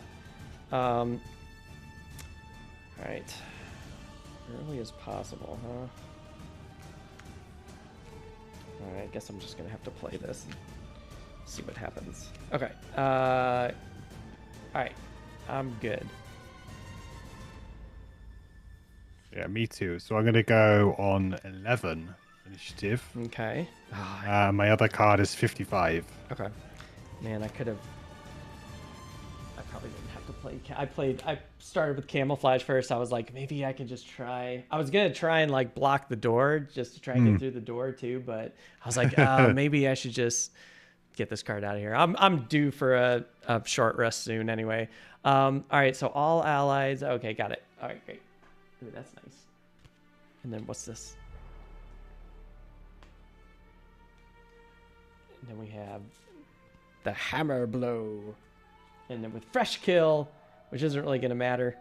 I just did it. And then played it to play something. The archer, the elite archer is going to go 31 and the bear is going to go 13. Now the bear's speeding. Oh, that's no. so funny. So the bear's cruising. All right. So, well, at least you get to go. You know what? If Well, it happens, it happens. Well, I guess then we will go. I mean, my plan was to obviously help you try and get the kill, or you and your Cobra. But how much health does the archer have? The archer has 9 health left. Okay, and how much is the bear attacking for? The bear attacks for 5 with a wound. Actually, it already does the wound, so it's already wounded that archer. So 5, and so really it's 8. And does he have advantage? He will. That's tough. You know what? That's if it is what it is, so it's all good. Okay. You know, well, like you said, I can replay levels. So even if I replay a level and fail, I think the kills still count, right? I think so. Yeah. Yeah. So even if I just play this level again just to fail it on purpose. Well, I won't tell anyone if you don't. If you want to, fudge the We'll see. Maybe I'll look and see what the next setup for the next quest would be. And it's like if I see more bandits, then it's like, oh. But yeah, if you come up like one short, I won't tell anyone. All right. So I'll move on to so I'll do my move 4, which is now a move 3. So I'll move on to the coin that is closer to the door. Okay. I'm gonna get some good looting in here. So gotta keep Slivers happy. What is that? Is that like a jump or something? Or are you? Oh, there's an ally. Sorry. 1, 2, 3, 4. Okay. No, sorry, the one before behind that. Oh, yeah. Unfortunately, I don't have enough move. All of my moves are -1, so it's. Oh right, I forgot about that. And what is giving you a -1? Oh, your defensive stance. Defensive stance. Got it. Okay. I'm very heavy. This is yeah. Look, this is great picking up all this coin because now you're going to be able to buy some nice boots for this character that you wanted so badly. So I think I'll take the high ground, and I will not play the top of supportive chant because I have a horrible feeling that might deny you a kill. So I will not use my supportive chant, which would give the bear a +1 to their attack. Well, even though I would earn an XP for doing it, I'm not going to do it. I appreciate it. I'm going to give you an opportunity to do it. I'm just looking to make sure that we didn't spend any XP. Okay, yeah. So you only should have 1 XP so far. Okay. I think I have 2. Oh, 2? So I have 1 from defensive stance, and I have 1 for consuming the light on Path of Glory. Yep. That was that one. Okay, I was like, I just want to make sure I had that right. Okay. I've got a tracker. Oh, nice, awesome, thank you. I realized after asking you how much. I was realizing after I was asking you how much health I have, like this character takes a lot of damage and heals a lot. I was like, I need to tracker because I won't know where I am. I get you.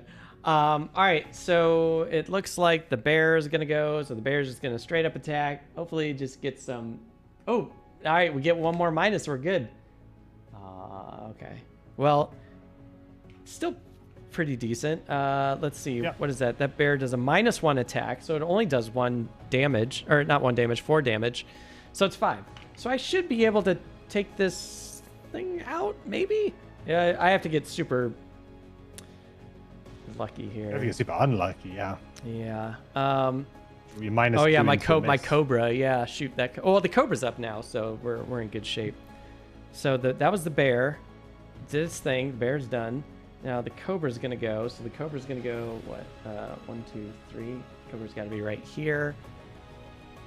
And then the cobra's. Oh wait, 1, 2, 3. Cobra's got to be here. Sorry. So that's cobra moves. Cobra's gonna attack. All right, come on, Cobra. Don't freak out. No, Cobra! What are you doing? Oh, no, wait. I get the kill. I get the bonus for it. It was a plus. It was a +2. Okay, great.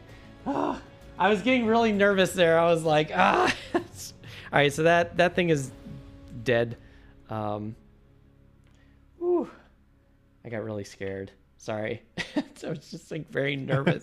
Making me very nervous. I was like, no, I need these kills. Thank you, Cobra. We got 3. We're in good shape.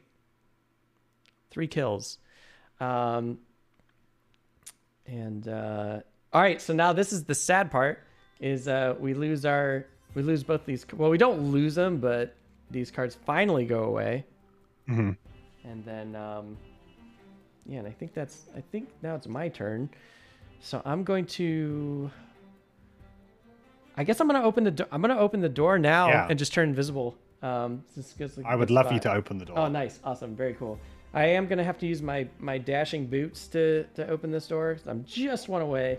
1, 2, 3, 4. And let's see what is behind here. Oh, there's something's actually triggering, which is interesting. Let's set up the board and see what's going on. All right. So we have... Wow. Oh my gosh, there's so much stuff in this board. What's happening? All right, so we have 2 more hounds. We're going to go right here. Got 2 more hounds. We have an elite archer.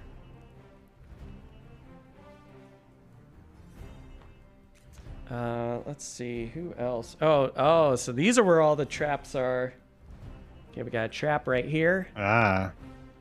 We have 2 guards. There are so many characters here. This is like insane. I can't imagine how insane this would be with 4 players. It's all in the name of the scenario. Yeah, that's true. Melee. That's very true. It's just a brawl. Yeah. We have another tree stump here, which...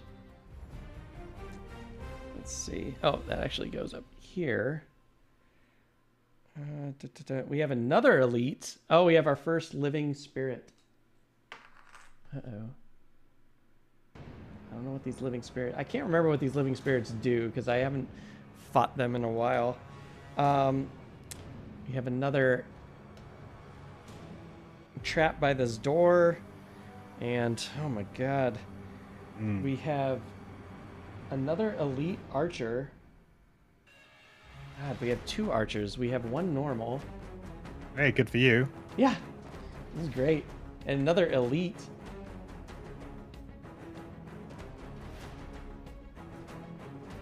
Jeez. And then a normal guard.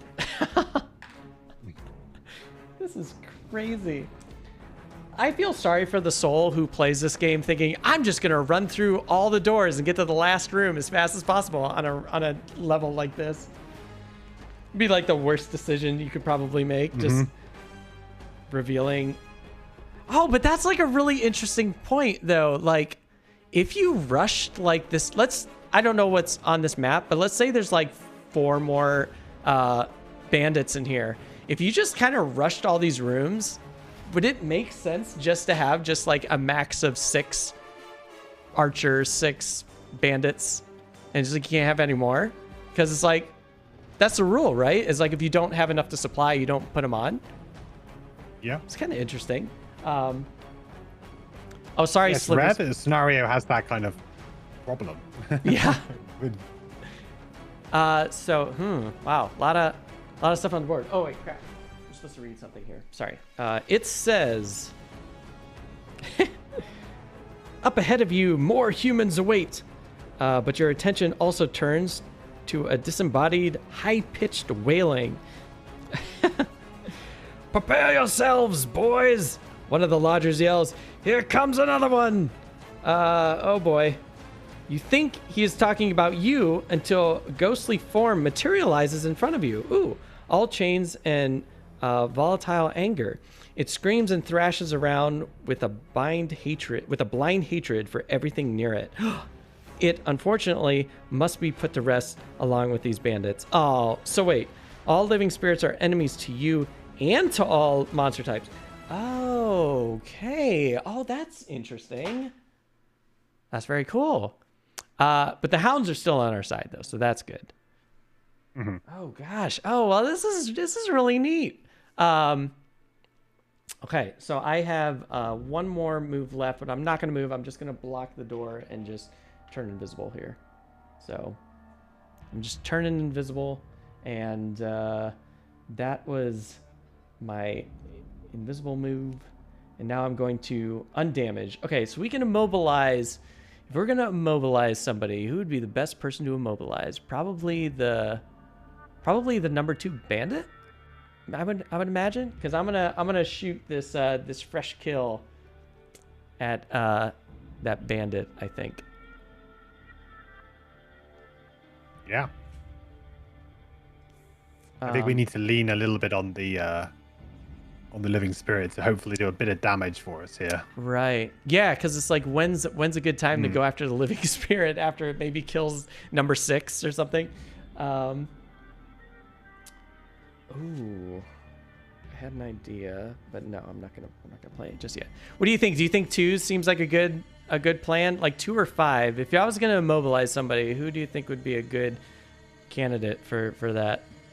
Probably 5, because I mean I don't know what 2's drawn, but I would assume that they don't have enough movement to get anywhere to hit anybody. I mean, I guess they're gonna hit the living spirit, but they'll probably struggle to. Oh, they're not going to move at all, so I guess. Oh, there you go. There we are. All right. Dealer's choice then. Yeah. Shoot. Well, I guess it doesn't really matter. Maybe the furthest archer, that furthest elite archer. What's their range? Archer's range is a 6. Oh, Jesus. Hey, well, that's not gonna matter. Yeah, I guess it doesn't really matter. Let's just. Archers are probably a little bit easier to kill, right? Yeah. So, except for the elite one. Maybe we'll just tone the elite one down just a little bit. We'll just. Do I even have the range for that? Actually, I should see. It's a range of 4. 1, 2, 3, 4. Oh, I don't have a range. All right, we're just gonna go after this bandit, this 2 bandit, I guess. So we'll attack the 2 bandit. Don't need to put marker on it. Oh, it's a 1. It's a. Oops, sorry. It's a 1 with another roll. Oh wow, another 1 with another rolling. Oh my gosh, so 1, 2, 3, 4, and a muddle. Jeez. So 4 plus, oh my god, it did 8 damage to it. Oh man, if only, I wasn't expecting that to go so well. Alright, so number 2 bandit guard took 8 damage. If I would have known I was going to do that, I would have probably turned on like I would have done my major power potion. Oh, yeah. Would have killed it. Can I just recall those arrows and just put some of that on there? All right, so that's the end of my turn. So I guess the guards are going to go now because we've angered the guards. This guard is just going to attack this living spirit. Oh, that's 1, 6. So 2 is going to... Two can't. Oh, they can't move anyway, so they're just shielding and attacking. So the only one that's going to do anything is this one to the living spirit, which is going to be. Is there... All right, so it does a +1. It's going to poison the living spirit. Oh, the living spirit has to go too, and the hounds. I need to turn all these over actually. Did I hear somebody call for a redraw redemption? No, it's good. It's good, Megs. So I have this channel point thing. It's actually very expensive, but it's a channel point where chat can intervene and make me redraw or re-roll a die. So that's a thing. So Megs is always on the button, ready to go. Wow, I mean, that's a lot of faith. I mean, this is a lot of power. It could be used for good or evil. I know. Well, it was really funny because when I announced this channel point for this thing, Megs like immediately redeemed it, and I was like, "Wait, but they didn't even start the game yet." So let's see. The living spirit is somebody got something here. Wait, what happened? Oh, the bandit attacked the living spirit, but just poisoned it because the living spirit has 3 shields, so it didn't do enough. I don't think. Let's see. The bandit has 3. Oh, so it did 1 damage. Ooh, my gosh, that's kind of crazy. Next, the hounds are gonna go. Sorry, I'm just realizing you can't see what's going on. The hounds are going to go. Hound 3 is going to run over here. And because it's adjacent to another ally, it gets +2 to its damage. Oh boy. Well, at least nobody's taking advantage. Has advantage anymore. The hound drew a +1. So what's the hound's doing? The hound's doing 3, 4, 5, 6. 6 to the elite. Well, this actually might be pretty great because it's probably just going to like kind of soften up the bandits a bit, you know? Yeah, you're gonna be forced to have to like run into the room though. Yeah, usually in these kind of situations, you can kind of blend into the back and right. let the hounds kind of do your dirty work, but you're gonna have to get in there. This one is gonna move over here. And it's going to do the exact same thing. Actually, no. Who went first? It's actually going to go after the bandit guard because bandit guard had a lower initiative. So that's going to be kind of helpful. And that's bandit number 5. Okay, great. Let's see what you draw for this. All right, it's a -1. So it does 5 -1 is 4. So it only does 4. And they have shields, so it's actually only 3. So 5, 3. There you go. Great. Okay, that's not that bad. I don't mind this. I don't mind this at all. Do we have anyone else that has to go? I think the archers already went, right? Oh, see, now I'm like starting to get confused because we opened up this room. All this craziness just happened. Yeah. Well, you were last to go, I think, right? So yeah, I was the last to go. The bear went, I believe, and then the living spirit has to go. So the living spirit's going to muddle anything it attacks. So it's going to attack this character. 6 bandit gets muddled. And how much damage does it take? -1. It's a 4, so it only does 3 damage, but the shield makes it 2. Okay, got it. So 6 gets 2. All right, so just everybody's just taking damage everywhere. Okay, I think that's everybody, which is great.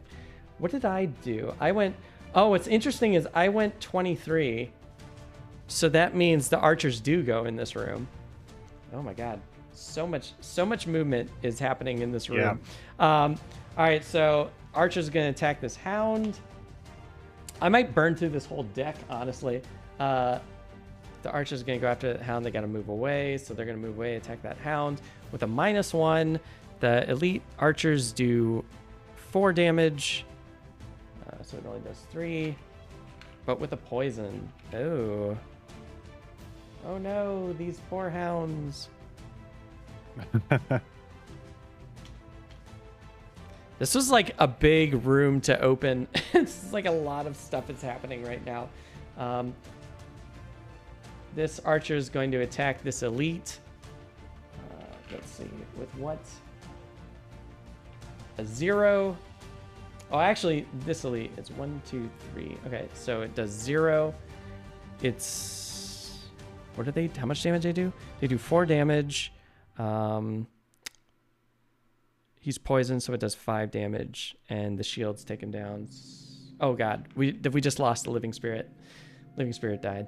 No! No, I know. It's a bummer. Before his time. That one, I'm going to consider any enemy like drops coins. If it's an enemy to us, they drop coins. But if they're allies, they don't that's drop fair. coins. That seems, yeah. Seems pretty good. Wow. Sorry, living spirit. Jeez, we just got to know you. You're dead. All right. And I believe finally we have this one, but this one can't really. It's going to have to go after the hound, this hound down here. What's your range? Your range is 4. 1, 2, 3, 4. So you got to go right here. Right next to me. 1, 2, 3, 4. Okay. So that's moving down here. Let's see what we draw for it. I think it would go after the bear, actually, technically, right? 1, 2, 3. Oh, yeah. That's right. All right. So let's change directions and go after the bear. That's right. Forgot about that bear. So it does -1. They only do 3 damage, so just 2. All right. So it probably only moves. It probably is in the hex, 1 hex up. Yeah. Would it? Can it? Probably reach have line of sight there? Yeah, I think it has line of. Does it have line of sight there? Maybe not actually because of the door. That's what I'm wondering. Like, does it go? Yeah, like, the door. It might be. Yeah. Yeah. No, I think you're right. Yeah. Fun. Okay. Man, I'm like looking at this bear's health, and this bear has 21 health. So I'm like, oh my gosh, we're gonna have this bear through the whole. That's the beast tyrant bear. It is the beast tyrant bear. Yeah. So, oh, it's so great. I should have just put the beast tyrant character there instead of using the. Should have just put the mini out. All right. That's it for that round. Wow, that was a huge round. Round was bonkers.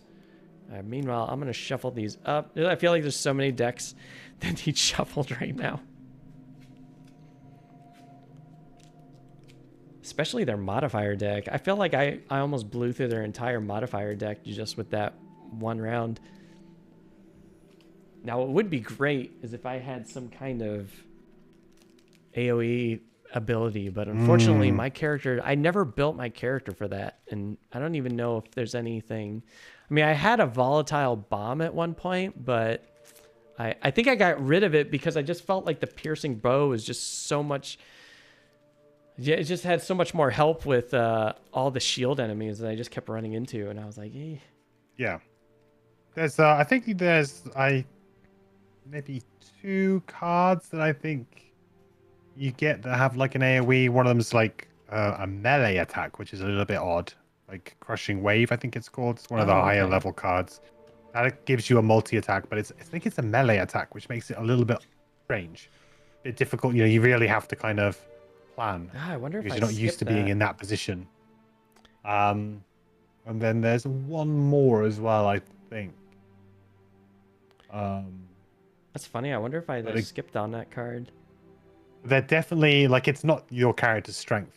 I think like, you know, there's your character's strength is that single target. Right. It seemed like it. Yeah. Pinpoint precision. Yeah. Yeah. Yeah, this is going to be a difficult round. This one, I think I can. I mean, my movement is not great. If I'm gonna try and go after anybody, because who's really close to death? The bandit guard number 2 only has 3 health left. No, 2 health. Sorry, 2 health left for number 2. Number 5 has 7 health left, and number 6 has 8 health left. Man. And then as far as the archers go, the number 6 archer right below me has 4 health left. And then the other one's full health. So my question is who am I going to kill? I could probably take out like 2, because I'm probably going to go like pretty fast. Yeah, I think I'm gonna hopefully run in and soak up a lot of damage. I think that's my plan this round. We'll see what we can do. It's gonna be tricky though. A lot of damage. It's a lot of damage to take here. All right, where's? Sorry, I always get screwed up with like the range on things. I'm like, I'm gonna do this, and I see the range. I was like, oh, your range is only this. Ow, that's not good. All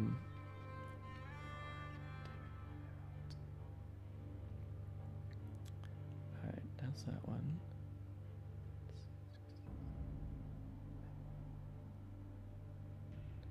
Sorry, I'm almost there. I'm really close to figuring this out. The problem is I wish I could like jump over something, but I don't think I have it. Yeah, lack of jump hurts. Yeah, it hurts a bit.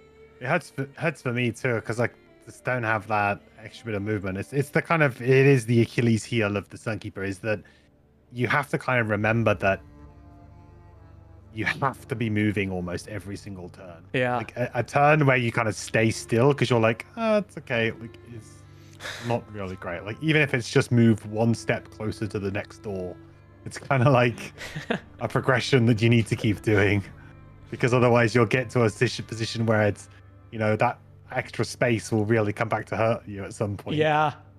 You're like, I'm one space short, and then it's like, yep, that one space you could have moved earlier, but you decided not to. All right. I've got 23 is what I'm going to lead with, and 56. Okay. All right. I'm ready. And I'm going with 9. We're gonna get. Try to get here pretty quick. Yeah, here we go. I think it's gonna be weird. I think I'm gonna be able to take out three enemies. This. We're getting a raid from Panda Angel with 18 viewers. Hey, Panda and viewers, welcome to the Silver Metal Tavern. How's it going, everybody? Welcome back to the Silver Metal Tavern. We are here with Mandatory Quest playing Gloomhaven again. The Heroes of Gloomhaven is back. We just walked into a room just filled with enemies, which is a lot of fun. So welcome, Amanda. How was your stream? I hope everything was great. Everybody, enjoy the chaos that's happening here. Chaos is about to ensue. Yeah. Opening of the door, yeah. Absolutely. It's just a mess of enemies. All right. Let's see what our friends are doing here. So unfortunately, yeah, I think I'm gonna take out like 3 enemies right now. Archer's going 29. The hounds are going It's good so far. 83. Keep high numbers. Yeah. I like it. I like this. And the cave bear is going 3, of course. Oh no, but it's okay. This is a good one. Okay. This is a good one. I'm just like 3. Come on, really?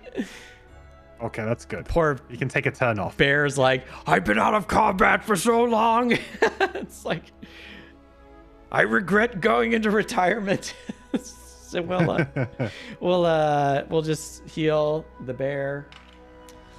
Did you see? I threw a retirement party for the bear. We had cake and everything, and it was really funny because I smashed the cake I smashed the bear into the cake. It was really fun.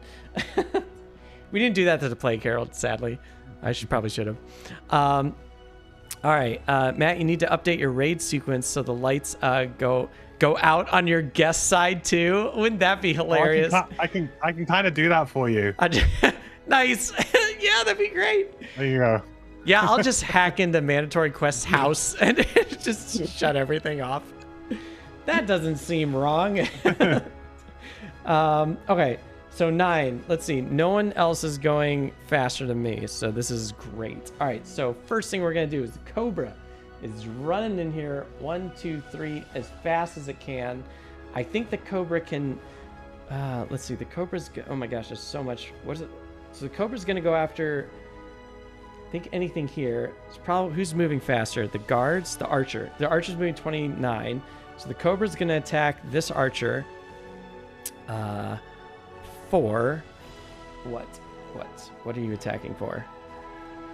1, so it does 4 damage with the poison to that archer. That's number 3. Okay, 4 damage. Love it. Nice. 4 damage. I don't think I'll be able to kill it. I mean, it's halfway dead, so that's actually not bad. The problem is because I can't get anywhere. Like in this little like trench right here, I pretty much am gonna be disadvantaged wherever I go. So I'm hoping to wedge myself in there quite nicely. Oh, nice. Maybe I won't move in there. So maybe I'll just stand at the door for now, because I'm still invisible. So that I think they can't see me. All right, so now it's my turn. What am I going to do? Okay, first off, I'm going to race to the grave. We're going to race to the grave, the bandit up here. That's bandit number 2. So that's that. On that bandit's turn, they'll die, which is great. Nice. I should get that for that. Okay, that's great. Let's see. Hey, Book of Nerds, how's it going? Where are we? Sorry. Oh, I'm doing a multi-pronged attack. I was really hoping the Cobra was going to be able to kill somebody, but that's okay. I kind of figured it was going to go after those characters. A range of 3. All right. Actually, that one's going to die. This one's going to die. 5, where's 5? 5 is here. 5 has 7 health left. I'm looking for archers that are going to die. That archer's going to die, but I'm right next to him, so that's okay. And then where's 6? 6 is right here. Okay. So strange enough, I'm actually going to go after both archers. So I'll have... One will have disadvantage, so that's not bad. We'll do the disadvantage one first. Okay. So we're going to go after number 3. Disadvantage. Fudge. Well, there's that curse. There's this curse. Yeah, well, we got that out of the way at least. That dumb card. I keep forgetting we have curse cards in here. And then, well, then finally we'll go after number 6. So do 4 attack. Let's see, attack of 4, number 6. right? Because you're at 6 health. Okay. That should kill it unless I draw. Okay, I didn't. Perfect. So 6 is down. That killed that. Nice. That's great.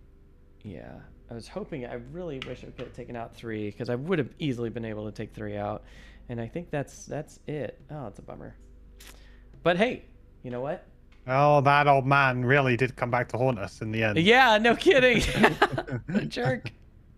All right. Okay. Who's after 14? I was on 23. 23. Yeah, I think it's you. Perfect. So I will use the bottom of practical plans to move 5, which is actually 4 for me. So I'll move right in the room. Yep, as far as I can move. Hello. And then I will play the top of cautious advance. Okay. For 1 XP and to give me a shield. But then my turn is not quite over. I would like to use my minor stamina potion, please. Oh, okay. And who are And we taking? I will recover righteous strength back. Okay, nice. Very cool. And then I would love to give. I'm going to use the Ring of Haste to use the righteous strength bottom Oh, okay. at the end of my turn. Yes. All right. To just give myself an additional shield. Oh my God, you have so many shields. So now I am. It's like, hit me. Yeah. That's great. Okay. I'm all shielded up. Seriously, that's awesome. I love it. All right, the archer, there's only one archer here. Actually, there's 2 archers. The elite archer is going to go first. The elite archer has a range of 6 with a poison. Who are you going to be attacking? Unfortunately, it is you, but 1, 2, 3, 4, 5.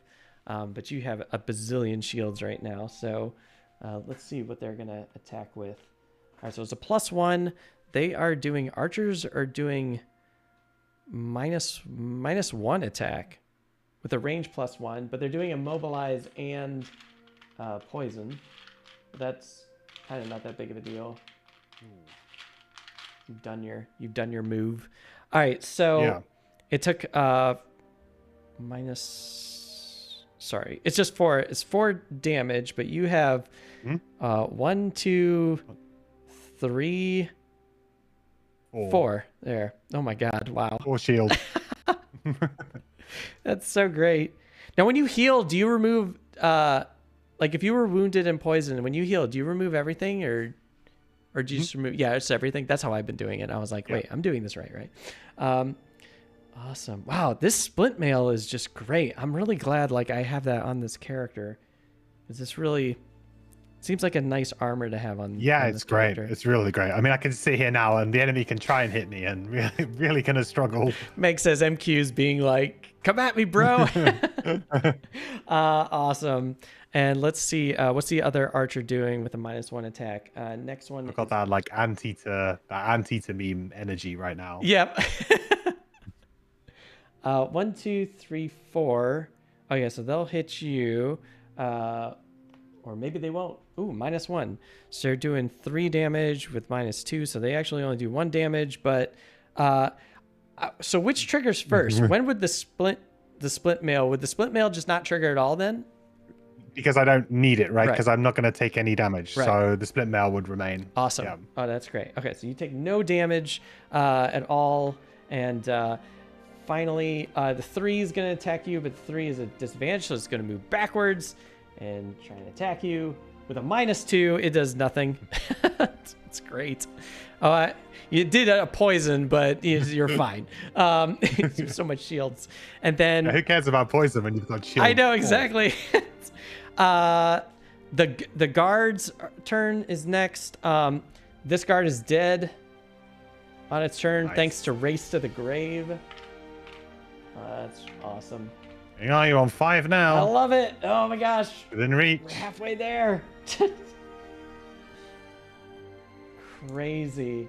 And then who's next? 5's right here. 5's gonna looks like it's gonna move Yeah, they He's move. going to attack the hound, I think, Oh, unfortunately. yeah, that's right. Oh, that's right. I can't save the hound. Those allies. Oh, too bad, hounds. Sorry about that. I tried. Does 0, so that's what, 3. What hound is that? That's hound 5. So the hound 5 is going to take 3 damage. And it strengthens itself. Oh, jeez. Strengthen. Oh, interesting. Which one were you? That was 5. And then 6 is going to just attack you, which probably is not going to do anything. +1. Ooh, So I don't look know. at that. But 6 is muddled. So yeah, draw 2. There you are. Okay. Get that out of the way. So it's 0, so it only does 3 damage, and you block all of it. You laugh at it. With the poison is technically 4. I guess that so is true. So your split mail. I do lose my last charge of my split mail, yeah. But I love that this thing just gets exhausted. I think that's really great. Yeah. No, it's super good. The old rules were really awkward with charge-based items as well. So in the original rule book, you would only get to refresh all of the charges on the item if you had lost all of the charges. Oh, okay. Whereas the new rules are whenever you long rest, you refresh all charges regardless. Because like the problem with this would be, let's say I only use 2 charges or 3 charges, then I go to long rest, I wouldn't get to refresh it. So I would sort of have this awkward spot where I don't want to long rest. Yeah, that is Whereas, weird. yeah, they changed the rules so that now essentially you get all of your charges back, which makes a lot more sense. Yeah, And I think a lot of people played it that way anyway. I think so too. Yeah, But- yeah. Cool. That's I think that's everybody except for the hounds. So let's move these hounds. These hounds are probably gonna start doing some fun damage. +1 attack. Okay, there we go. Hound 3 is going to not trigger this trap. Can you move? What's your move? 4, 1, 2, 3. Gonna run over there and do an attack. Oh, my big arm's in the way here, so no one can see anything. So it's -1, so it does 2 damage to this guard. That's oh, I need to put a strengthen on this number 6 guard. 2 damage on number 5. Ooh, just softening them up for the kill for me, which will be great. And 5 is going to attack 5. Okay, so they just do 3 damage. Yeah, you're still in the game, right? Yes. Right? You're very close to being destroyed. How much life do you have? 1, 2, 3, 4, 5, 6, 7, 8. Okay. All right, so... Man, I almost kind of wish I had that multi-prong assault again. I could just do multiple damages again. Unfortunately, I can't. All right, so there we go.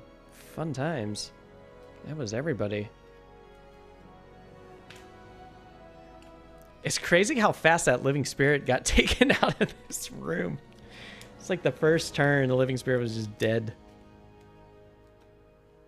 Now I need to short rest because I got nothing. Yeah, I'm gonna long rest, I think, because I want to get that splint mail back. Ah, yeah. I think you can handle this room. I think so. We'll have a good. This doesn't look. Yeah, we'll at least be able to take out like two creatures in here. Let's see what I lost. I lost my camouflage. That's okay. Oh no! Yeah, you think so? That's a pretty good one. Oh, I'm so nervous. I'm gonna lose something even better than that. You know, it's a good one, but it's only 3 damage. I feel I'm gonna lose it. I know it's Okay. I know it's great. But I feel like there's more enemies in that room, and I want to use this this rising momentum again, and I'm really nervous that I'm gonna lose it if I don't get rid of Well, the good redraw. thing is that with me in your party, you don't have to worry about doing the camouflage on doors and things like that. That's as true. Much. I'll try and open the next door so that we can. Well, then I'll see if I can kill whatever's in here. Oh my gosh. So let's see. So we have some archers. We got some So everyone's pretty much... Five is almost dead. And this one's in. 3's at half life. Okay. So all I need to do is... God, I wish I could attack more than one creature. Oh, you know what? Okay. All right. Hold on. We got some fun stuff in the works here because I just short rested, and that's really going to be helpful. Okay, so we're going to play that, and we're going to play something that's guaranteed to like do some kills here. I want guarantees, everybody. Okay. I think I'm going to play this. All right, so I'm the only one in this room. We're going to do Race to the Grave and Impending End. Nice. Great cards. And let's see what our friends up here are doing. Oh, yeah. Hopefully this bear doesn't kind of ruin everything. The guard's going 70. The archer's going 56. The hounds are going 26. I think I'm going to outspeed everybody here. And the bear's doing 61. Okay, great. So I was nervous that the bear was going to attack 2 targets. It's like, don't ruin my parade. If Slivers is like, get all that loot. There's a lot of loot to get. There is a ton of loot here. All right. I can't move because if I move, it's going to kind of screw everything up. The Cobra is just going to go 1, 2, 3. Cobra's going to attack. The guard's not going first. Wait, are they equidistant? 1, 2, 3, 3. Yeah, they're both equidistant. So they're going to go after the archer first. Yes. Okay. So I don't think that Cobra has line of sight. Actually, it's kind of weird. That Cobra, I think, does have line of sight if I remove myself. And that kind of looks like that Cobra can hit I would say so. Up there. Yeah. All right. I think so. All right. Without touching a wall, yeah. Do I have to reshuffle anything with the modifiers? I don't think so. I think I'm all good. Yeah, I'm still good. Great. All right, Cobra. Go after that archer up there. Woo! There you go. Kaplow. Man, that's okay. So that's dead. Nice. I don't even want to look at that. Oof, sheesh. And great. I get one more. Oh my gosh. I'm almost there. Just four more. We can do this. I honestly thought this was very ambitious when you said, "Oh, well, I need to get 9." I was like, that's a lot to get. Let's turn. The Cobra's helping. I mean, with that rule where your summons contribute, that's super helpful. Yeah. All right, we're gonna play Race to the Grave is gonna go after this bandit, the one that's gonna die on its turn. That has number 5. I think it's this one, and then we're gonna try and attack this number 6 right here. With this impending end. Let's see, 6. How much life do you have? 6. I don't think it's going to be enough, but you have 2 damage. So what I think I'm going to do is I'm going to use my major power potion and just really try and wallop this character. I will have disadvantage, but we'll see what happens. Fudge. Well. As those cards stuck together, that times 2 and that miss. Yeah, well, was what it was. Well, the good thing is that at least one more guard's gonna perish. Oh, unless unless the hounds are gonna screw me up. Because the race hope that they miss again. Yeah, seriously. All right, so God, which one? Oh, both hounds are gonna go after 5. Crap, I put the Race to the Grave on the wrong one. I think 5's going to attack this hound with +2. I think that killed it. Oh, crap. Darn it. I felt like I had such a good plan. And it's all going to crap. All right, this hound's going to go okay. If you can get that elite archer, then you only need to get 2 in the last room. Yeah. I guarantee. I mean, there's got to be more bandits in there. Yeah, you think so. All right, so, that was unfortunate. I should have put it on the other. I didn't even think about. I'm not used to having these creatures help me. It's like, why are you doing this to me? Yeah, there's actually not that many scenarios with allies like this in original Gloomhaven. There's probably only 2 or 3. Oh boy. Like a lot of the time you have the companions, but they kind of run off and do their own thing. Yeah. Let's see. So that one's doing 3 damage to 6, which is -1. So it just does 2 damage. Okay, so maybe that'll still be somewhat alive. Used to being a creature not having them. Yeah. All right, so that's it. So archers. The archer is going to. Oh, you're an elite archer that has a range of 6. 1, 2, 3, 4, 5, 6. Okay, so you can attack both of us. So I guess he's gonna attack me first. Is he gonna attack? Oh, the hounds, I guess. Yeah, that's true. 1, 2, 3, 4, and 1, 2, 3, 4, 5. Let's see. 1, 2, 3, 4, 5. I had the lower initiative, so I think I get at least one of those damages. Yeah. But they'll attack since they do have a target too. They will attack that -1 and 2, so it only does 2 damage to 5 hound, which that hound's still alive, which is great. Hanging on there. Okay, and then it's gonna get after me for something. Nothing. I was hoping for something a little bit better. So we do 4. 4 -1, so it's just 3 to me. But I have a steel ring, so I just kind of block all that. Nice. Helpful. And that's it. And then who's next? The guards, finally. There's only 1 guard left. Guard's going to attack you. Or actually, what was your initiative? I'm long resting, so I'm 99. Oh, yeah, you're 99. So you're just completely at... You're like, I'm not a part of this at all. Oh, I'm chilling. Yep. All right, so it's going to go after 3. And so what is that? 3 damage. The hounds don't get anything. All right, so what hound was that? That was number 3. Ooh, wow. That took him down to... It was actually 4. That hound's at 7, so it's got like 1 more life left. But it does retaliate, which is nice. I didn't even think about the retaliate on that. So 6 gets 1 damage. So 6 has 5 damage right now. Yeah, it's funny because all these hounds keep getting hit by like range characters, so they never really get to use their retaliate that much. Yeah.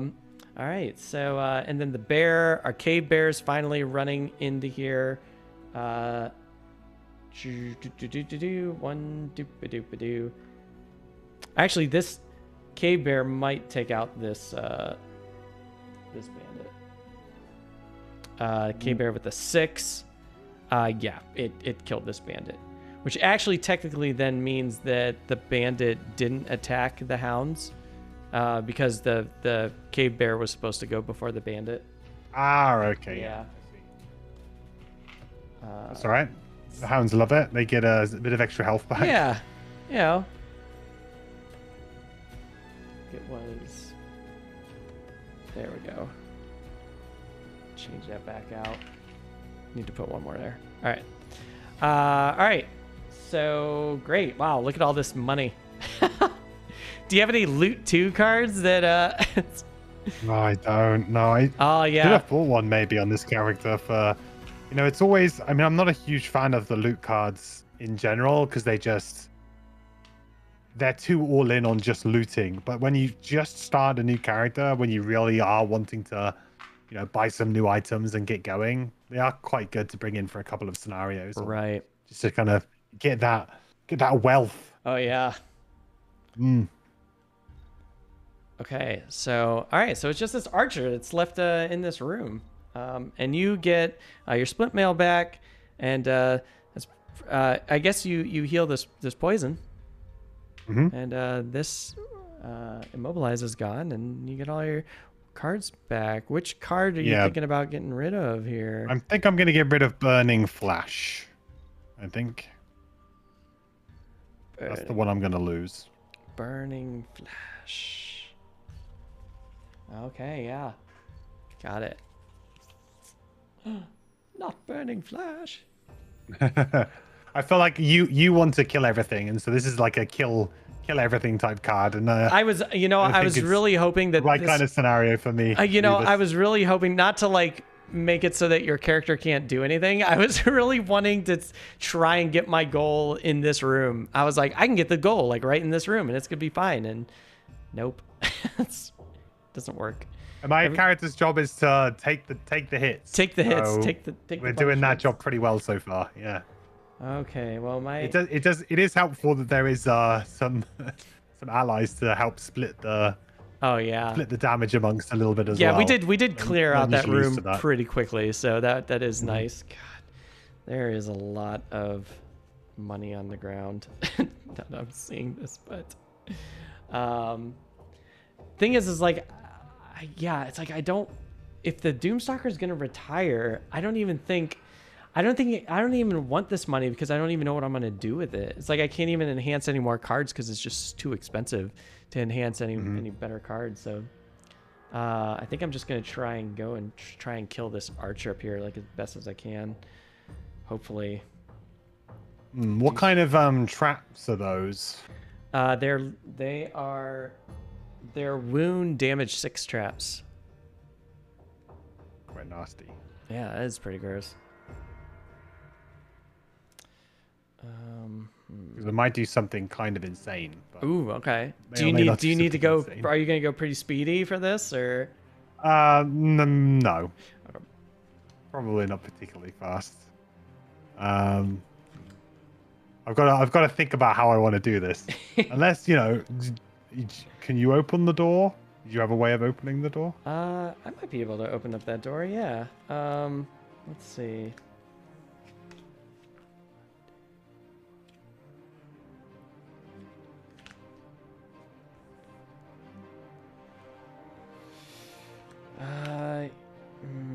You know what? I might not be able to open that door.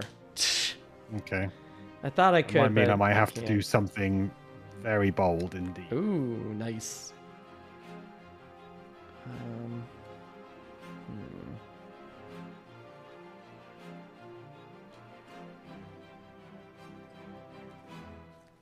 Some might say reckless. Some might say reckless. Nice. God, I thought I had a card that was really going to help me, and apparently I don't have it.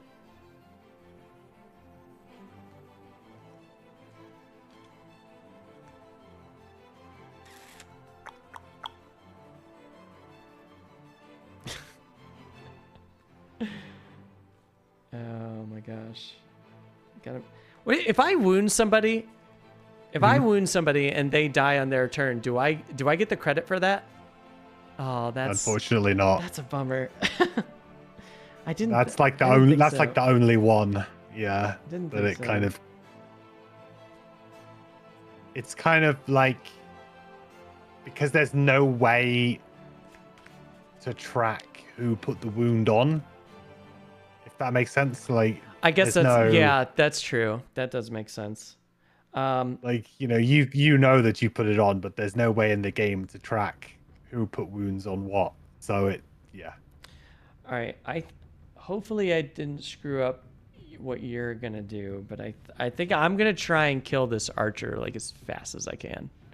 Believe me that I'm probably gonna screw up really big.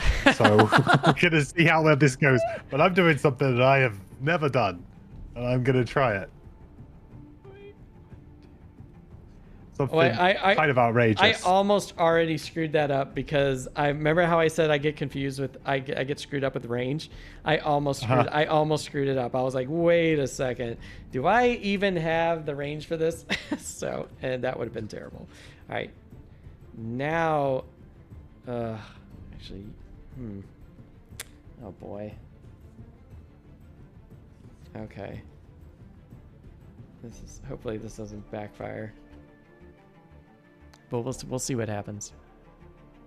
Okay, so I'm going 57 and 56. So I'll use 57 okay. for my initiative. Oh, all right.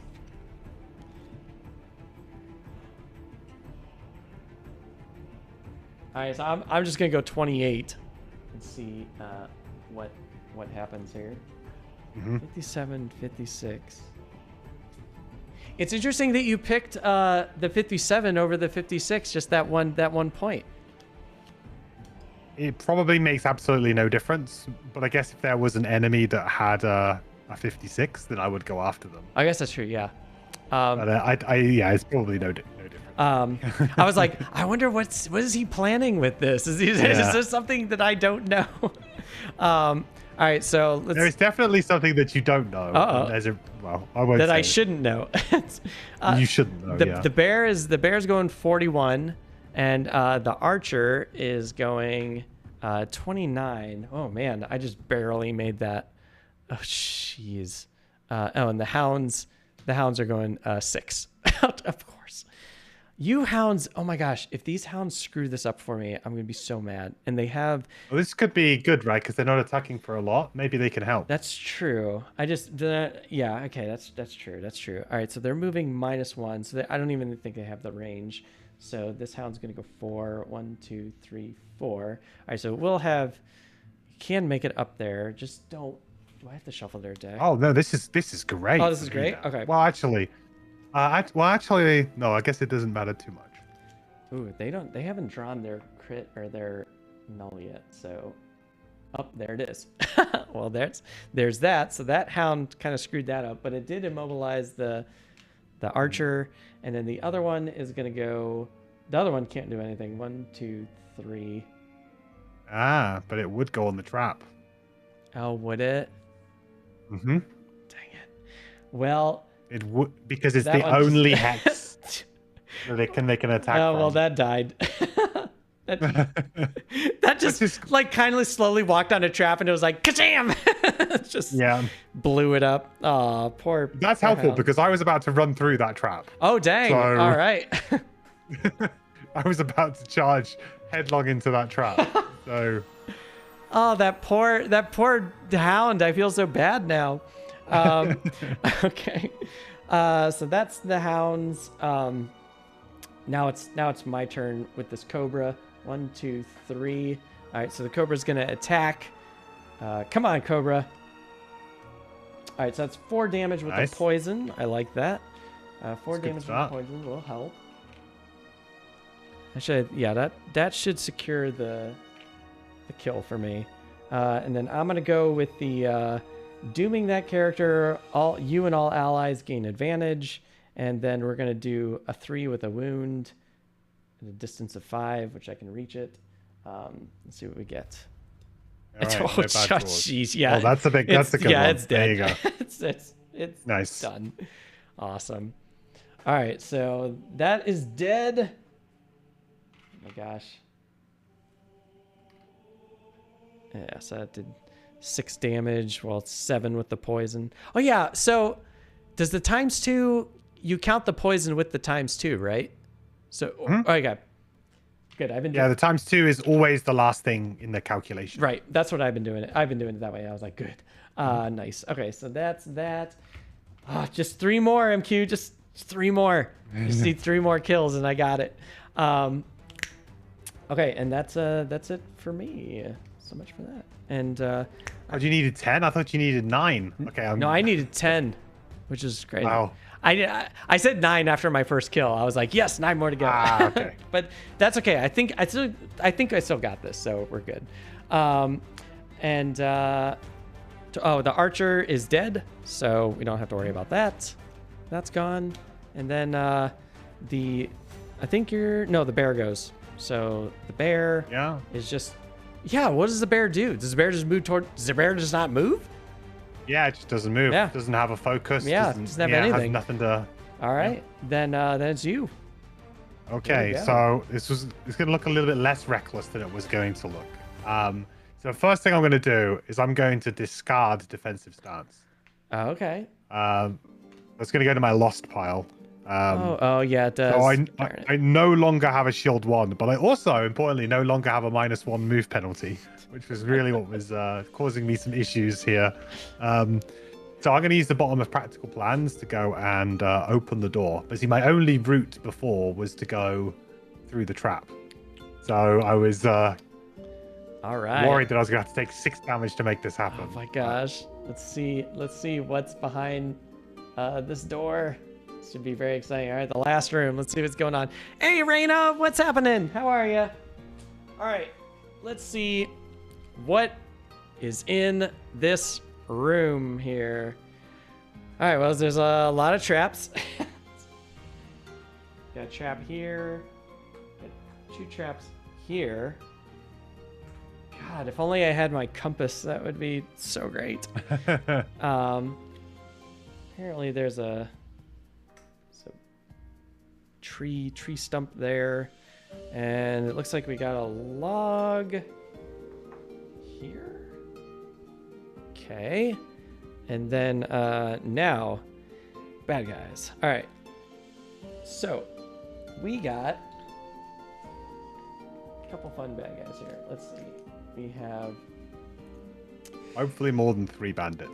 yeah, seriously. It's so close. If I don't get this, I'm gonna be so sad.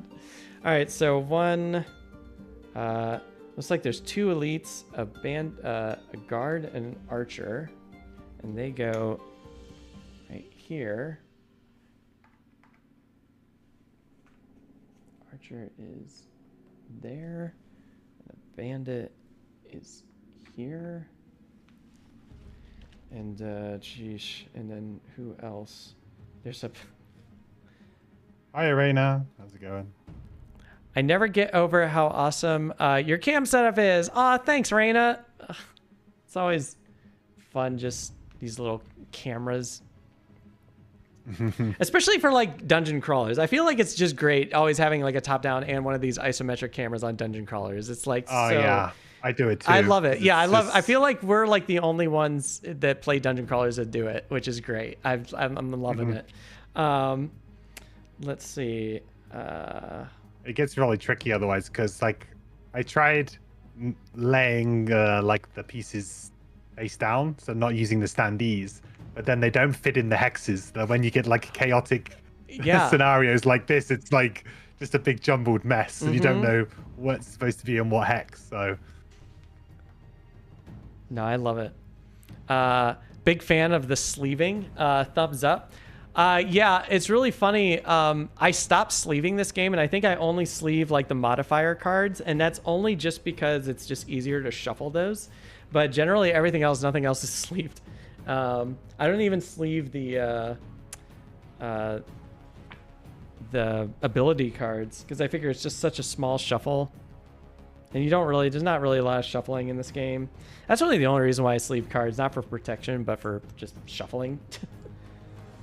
Especially when you get those. I have to admit, what's that? I didn't shuffle it. I didn't sleeve any of my Gloomhaven or any of my Frosthaven. Yeah, I'm kind of like starting to phase out of sleeving just because it's so expensive, and I'm just like, oh man, you got like a game that's got like 500 cards. It's like I don't know, that's like $10 of sleeving just for those cards probably. So I don't know. Yeah, I do it. The only games that I do it with now are, like you say, like games with heavy shuffling, like deck builders and things like that. So, like I did Dune Imperium recently. I got all that sleeved up because there's a lot of shuffling in that game. Yeah. And Unmatched as well is one I sleeved recently because you're always kind of shuffling those cards too. Yeah, especially like if if it's like a game where it's like shuffling so important to not know what the cards are, and you don't want to ruin the cards by wear and tear, and it's like, oh well, this card that's marked is always going to be this terrible card, so it's like, I'll sleeve just for that. But yeah, generally it's not really much for protecting these cards anymore.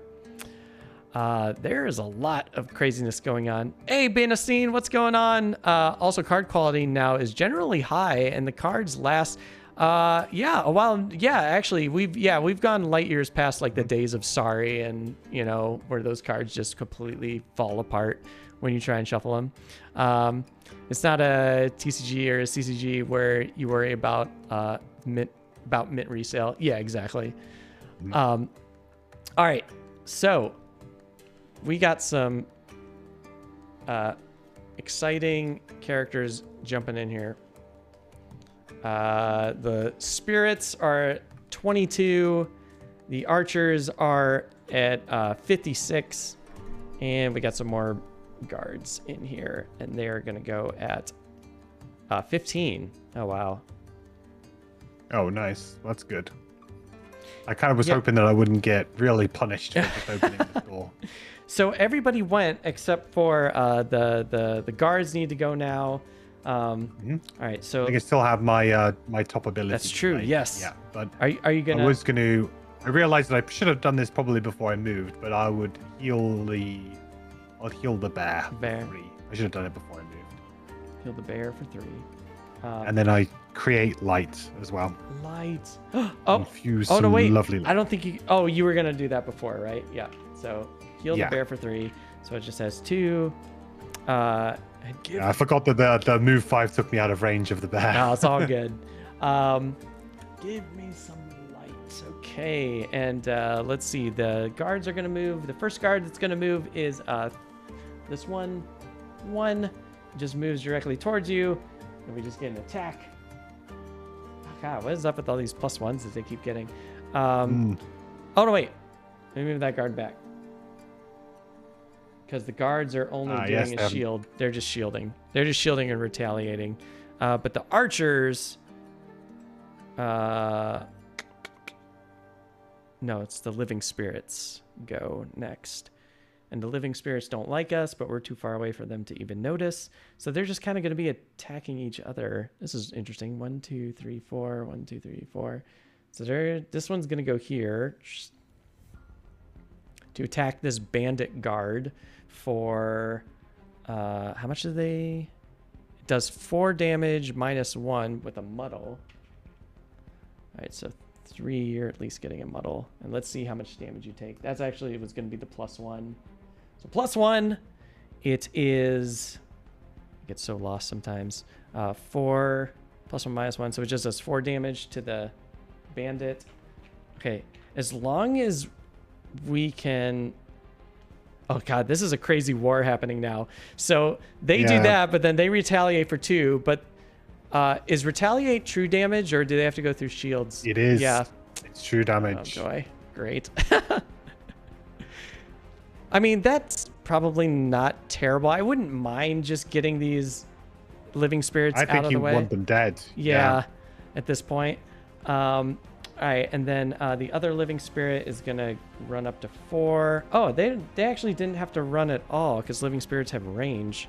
So that living spirit could have reached him. So he doesn't get any retaliate. Uh-oh, that's actually kind of scary now. Let's see what this other living spirit is going to do. It's going to do 0.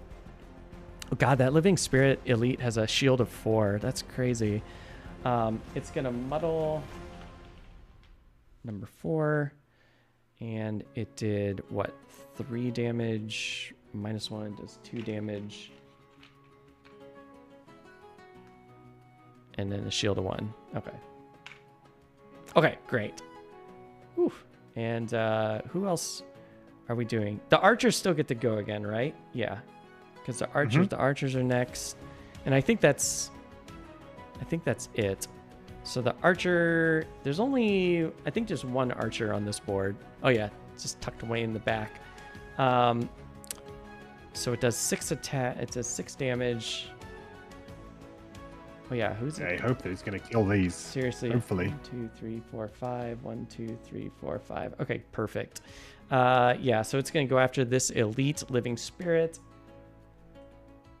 Oh dang. Ooh, wow, so it did that's great. 8. Yeah, so it just destroyed that thing.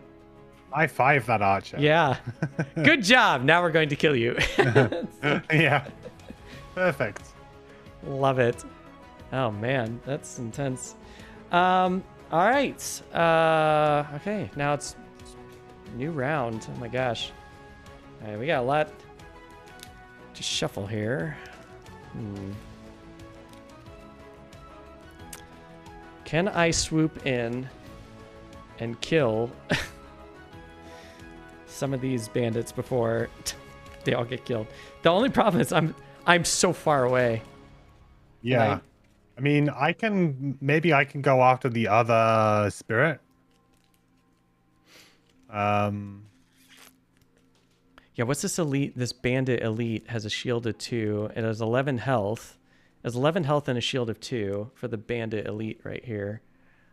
Yeah, I think like once I get, let's see, 1, 2, 3, 4, 5. I might be able to get into the doorway. And I think like if I can get into the door, I should just be able to just snipe, just baddies. If I go after the last living spirit, then. Okay, yeah, that works. And then that will hopefully give you, yeah. That means that at least we don't have to worry about that living spirit causing trouble.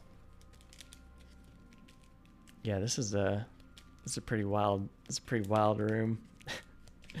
It's weird. There's no treasure chests in this scenario. That's kind of crazy. I'm just noticing. I was like, oh, where's the treasure chest? There is none. Okay, so what am I gonna pick here? You for sure.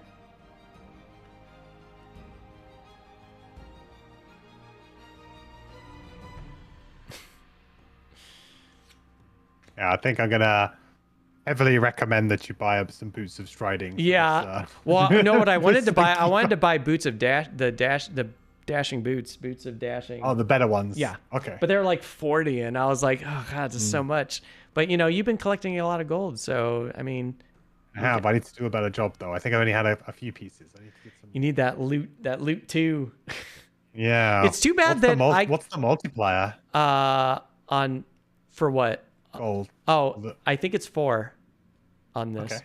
So on this. Okay, so we got 12 so far. Yeah, I'm just. It's too bad that you can't buy stuff for your allies, or you can't give money to your allies. That would be really great. Yeah, in Frosthaven, it's all about crafting most of the time. So you can't even do it in Frosthaven because you can only craft with materials that you've personally gathered.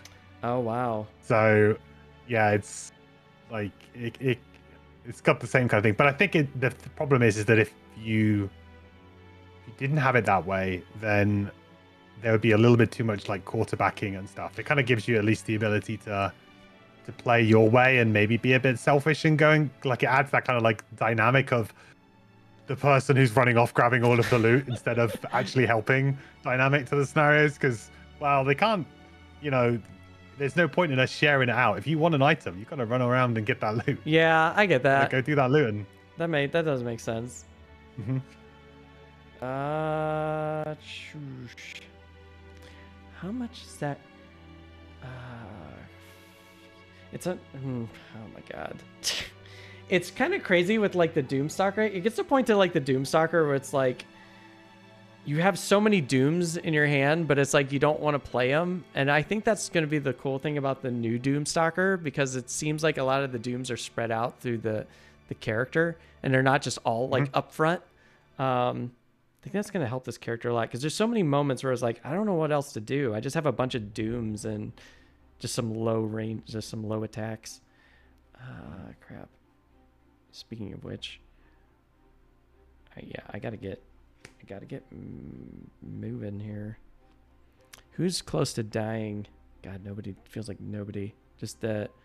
They're all on full health, yeah, aren't they? Seriously. Number 4 seems like it's like the closest one to death. I don't even think I can kill it. This is gonna seem a little reckless, but I think I'm gonna short rest now. Hey, you gotta do what you gotta do. I feel like we're in pretty good spot for this scenario. Definitely be aggressive. Definitely not getting rid of that card. So we're gonna get rid of this card instead. Oh, the Race to the Grave. That's a great one too. But I feel like this card's gonna be very helpful. Yes. And okay. Stuff like that. Guarantee that kill, hopefully. Yeah, exactly. All right. Who? Yeah, we'll see how lucky I get. All right, I'm good. I think I got Yeah, me too. I'm going to go on 29 initiative. Okay. And my other card is 48. Tactical Order, Love it. Path of Glory. Nice.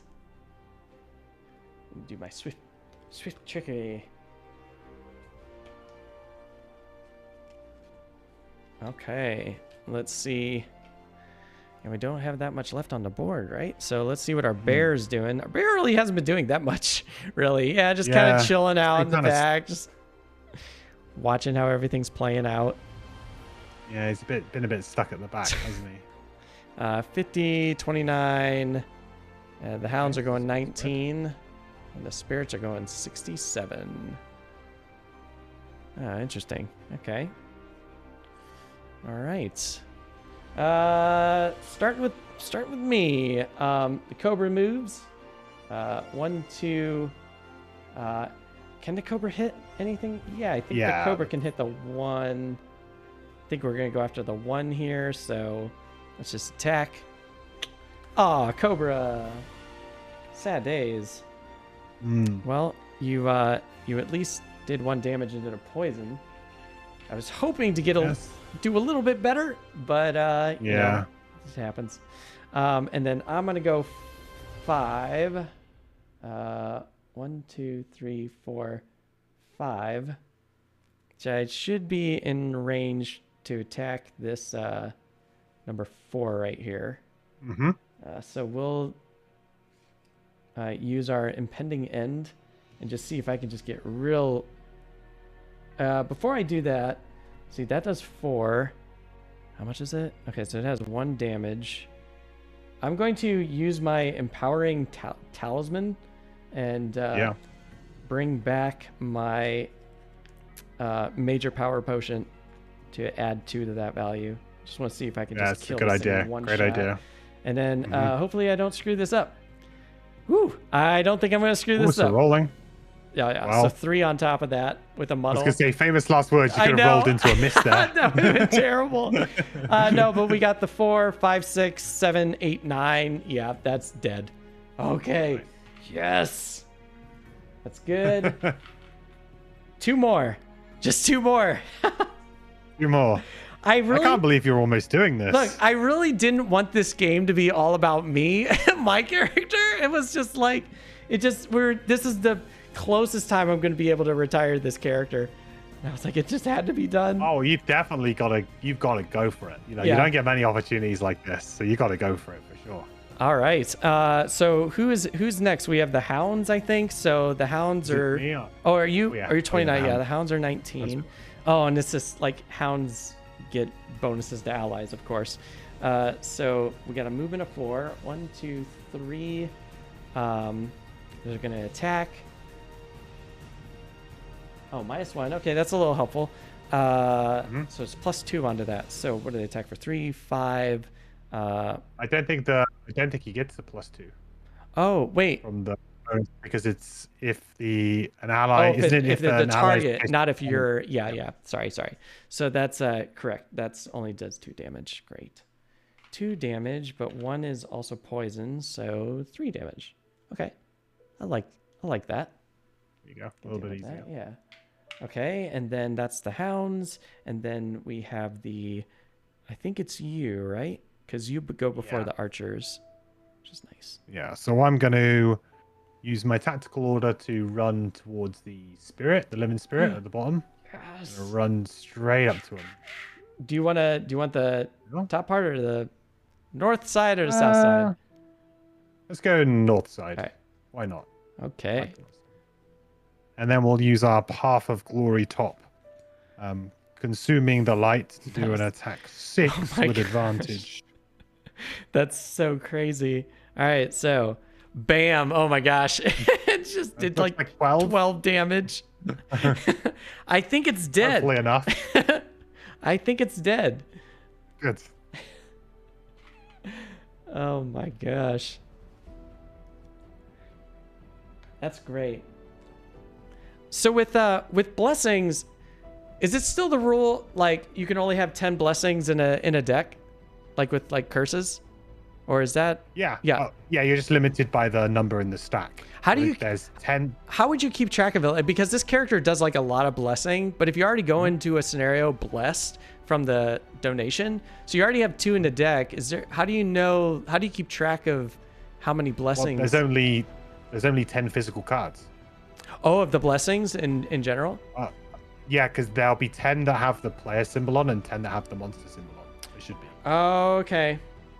It might be that you've just mixed them all together. I think I did. 'cause I think I there's did. enough. I think I did. But yeah, I might have to go back. There's ones that have like the little star in, which are like the player ones, and then there's one with an M. Okay. Yeah, I found that for the curses. I should look back and see if that's the same for the It's other just ones. just limited by the number that you have. Okay. No, that's perfect. Awesome. Yeah, because I was like, how do I keep track of this? It's crazy. Yeah. Awesome. So that's Living Spirits done. And then we're going to the Archer, who's going to go after this Hound. 1, 2, 3, 4, I think. The Archer has a -1.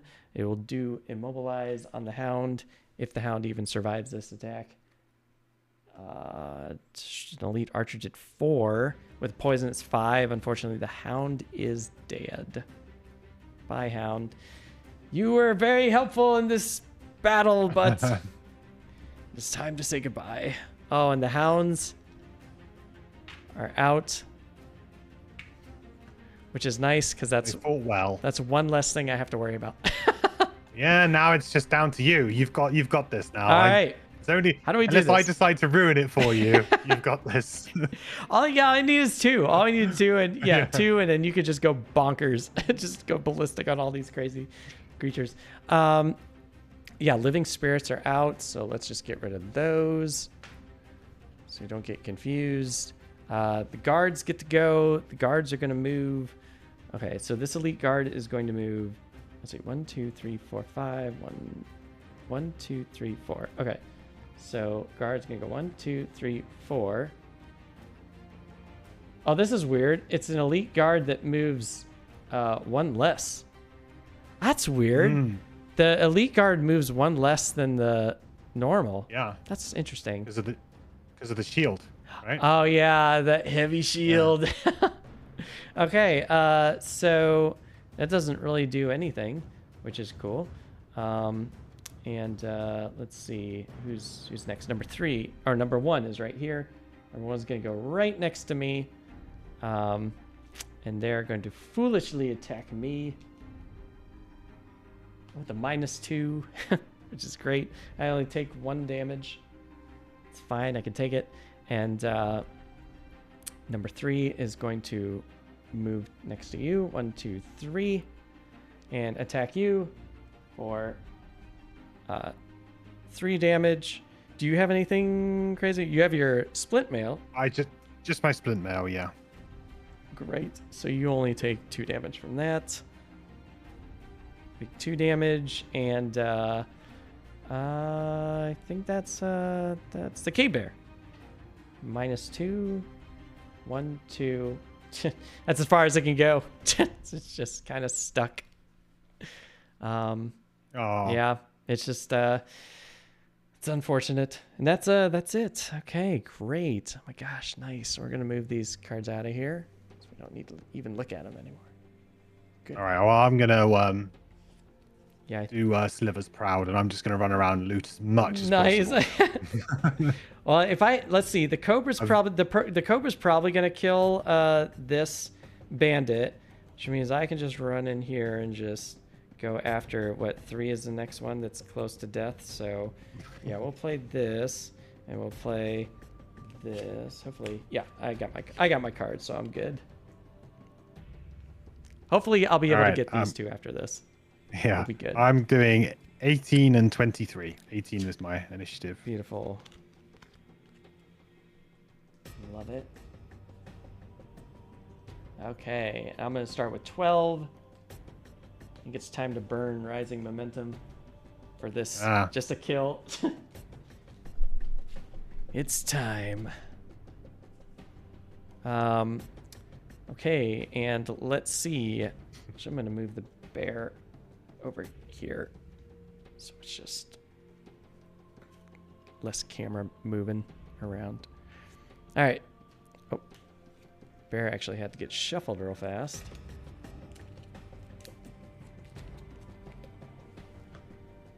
I'm thinking, did somebody get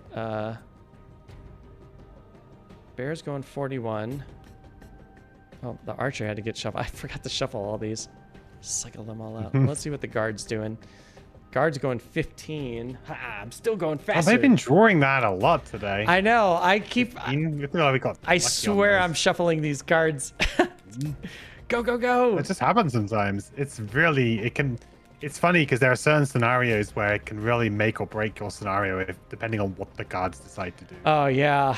Especially when you're dealing with like oozes. It's like, you want to make sure you don't have that terrible luck with oozes. All right, great. So that's everybody that's jumping out here. All right, so we'll be able to get rid of this one bandit. All right, so Cobra, do your thing. All right, Cobra's gonna attack. Wait, I don't have anything doubles. Okay, good. Just wanted to make sure I didn't have any that I forgot to shuffle in. Gonna move back. Oh, yeah, that's right. Thank you. All right, Cobra's backing out. +1, so it's 4 damage. Oh, it's so close. It has 9 health left. It was so close.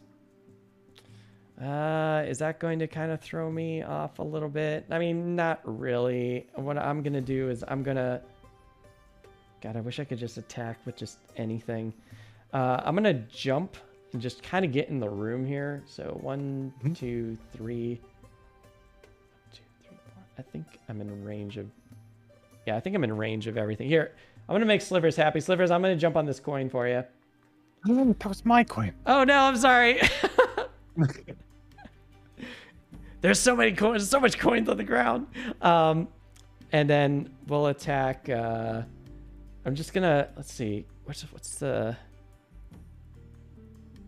safest one to attack is, well, the bear is probably going to kill that thing. So, oh, man, I didn't want to do this, but now This kind of is screwing up my plans here. Oh, I was standing on a coin this whole time, and I didn't even realize it. I'm actually going to take this back and put this coin here because I'm worried this bear is going to steal my kill. And I'm just going to do a melee attack. I'm not going to burn Rising Momentum. I'm just going to take this and because it just needs 1 there. Now you can always short rest and get it back, right, and do it next turn or something. That's true. Yeah, that's true. We're just going to kill that. I just need 1 more. And yeah, I think I probably will just do that at this point. Yes. All right. I get my loot now. Nice. You tease, Slivers says. Hey, but Slivers, I was standing on a coin. I didn't realize it, so I did get something. So, all right. So 18, I think. Oh no, it's the guards. The guards. Okay, the elite guard is going to stand on here and attack you for. What is that? Oh no, they don't attack at all. Yeah, sorry. Ignore me. That's right. Because I keep drawing. I keep trying. Yeah, nice try. So yeah. Get that one past me. Oh, so yeah. So it's your turn then. Yeah. So it's all you. All right. Well, I am going to move onto that coin in between the traps. It's my coin. Mine. With my righteous strength bottom and give myself a shield 1 for the round. And then I will also use my cautious advance top to gain 1 XP and give myself another shield. Oh my gosh, that's so great. Where are you XP wise? In case I wasn't tracking it correctly. I'm on 5. I'm on 5 too. Okay, cool. Just wanted to make sure I was doing it correctly. Okay, so now we're at the cave bear. Cave bear's just running in with 5. 1, 2, 3. Where are you gonna go? 4. I guess right here. The cave bear wouldn't be stupid enough to go into the trap, would it? No, because there's an empty space it could go to. Okay. Yeah. All right, good. So cave bear's just chilling. Then the archer is going to take a shot at 1, 2, 3, 4. I think it's you because you're at a faster initiative. So let's just do that. Does 4 damage, but you got. Let's see, what is it? It's a -1, so it only does 3 damage. Yep. And then 1 for the shield, 1 for that, and 1 for your splint mail. Yes, you got, man, this character's insane. I'll take no damage. This character's nuts. Wow. Okay, I'm really learning these 2 cards, and this is really great. And what else? What am I missing? In an ideal world here, I would still have defensive stance as well, but I had to get rid of it. Yeah. Well, you'll see at the end. I'll get you some boots after this. You definitely have enough money to afford some boots now, which is nice. I'd actually think that if you can afford the enhancement on defensive stance, I'd actually say that you probably should do that one. Okay. Probably. All right.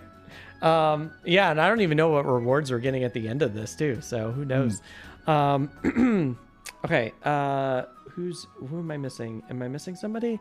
Was that everybody? Oh,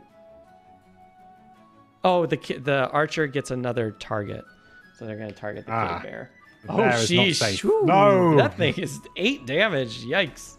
Okay. Yeah, I'm glad I didn't take that one because I couldn't stop that. Actually, I could have because of my iron helm. Oh yeah, the iron helm would have been fortunate. That would have been nice. Oh my gosh. Yeah, that was crazy. Okay. Not bad. I mean, this bear still has 11 health left. This bear's nuts. Yeah, he's pretty good. Okay, cool. That's the new mission is to try and keep the bear alive, I think. Yeah. All right. Yeah, my turn should be pretty easy. We just have to get yeah, this character's dead. Need to clear this off the board. So you only need to kill one more, right? Just one more. Yeah. And I Which think one are you eyeing up? I think I'm going to go after 3. Let's 3 has what? Yeah, number 3 has 7 health left. So I might yeah, I think we're going after 3. And I think I am going to short rest cuz I just want to hit this bandit like in the face really hard. Yeah. With an arrow. Hopefully we didn't lose anything. Oh, impending end. Oh man. It's like I want that as like a backup. You know what? That's fine. Hold on. Is that you know what? I'm going to lose it. It's fine. Because I have. Yeah, you only need to kill one more. You'd be unlucky not to kill one more. Exactly. That's exactly what I'm thinking. Now watch, I get unlucky. We cursed it. We already cursed it, MQ. It's alright. It's too late. All right. Okay, I'm going on 11 initiative, and my other card is 55. All right. There we go. I thought it said supportive chat. It's supportive chat. Yeah. And then, yeah, I'm just going to do Rising Momentum to try and kill it. I mean, if I don't kill this in one hit, then I'm going to be, like, very upset with myself. And we both go at 11. That's really funny. Let's see who is going here. K-Bear's going 13. K-Bear, don't you dare get involved in this. The guards are going 15. And the archer was going 31. Jeez, wow, that's like so crazy. But hey, look, they're doing the shielding thing again. They're just not moving. They are. It's crazy. Yeah. Well, we're gonna get rid of this one anyway. So I guess it just comes down to us who goes first because we both tied. It's actually done by your second card. So your second card is lower than my second card. All right. So. Well, let's get this Cobra in here. 1, 2, 3. Cobra's gonna attack this. Bandit here. It stunned it. It's hilarious. Nice. Yeah, so we did 4 with immobilize and stun, which is hilarious. And I think that's going to I gotta take this muddle off. It's gonna push it up to 7. So yeah, I should just be able to just swoop right in here and take this thing out. So we're going to go move 5. 1, 2, 3, 4, 5. Oop. Hang back a little bit. Actually, can I reach that thing? What's the range on this? Oh, it's a range of 5. Check this out. I'm going to land on this door to take that coin to make somebody in chat happy. And we'll attack this bandit archer from there. Okay. Let's attack. Nice. All right, so we did 7 damage. That's definitely dead, and that is it. Oh my gosh! Wow, now, I honestly can't believe that that you did it. Like, that's quite a difficult task to do 10 in a single one. That's pretty wild. Well, I mean, thank you for being so generous and not taking all my kills or taking the kills. It was definitely a super team effort, and I was definitely feel like I was holding your character back as far as attacking, as far as aggression. I mean, my character's done. Actually, I'm pretty happy with the way my character's gone in this scenario, because although I haven't like maybe focused a lot on the attacking side of things, you know, I've still kind of done okay with stuff. And yeah, now I'm gonna just get some loot and get some XP. So I'm gonna use my move 4 to go and get that coin that's the other side of the log. So we'll go for the furthest away coin first, nice. and we'll work our way back with our move 2s. Nice. You have so many coins. And then, it's great. And then I'll use the top of supportive chant, even though it's not really going to do anything, unfortunately, now, because everyone's already gone. All of our allies have already gone this round. It was a nice backup, though, so it was nice. It does give us an XP, so that's nice. Oh, yeah, that's true. So you're just helping, like, leveling up my character and everything. It's great. I love it. Oh, yeah. I love it. All right, and let's see who is next here. That is the guards. The guards aren't doing anything. They can't do anything. The archer now gets to go. The archer, I think, is going to attack the bear. The archer is like really out for this bear. It does 4 damage.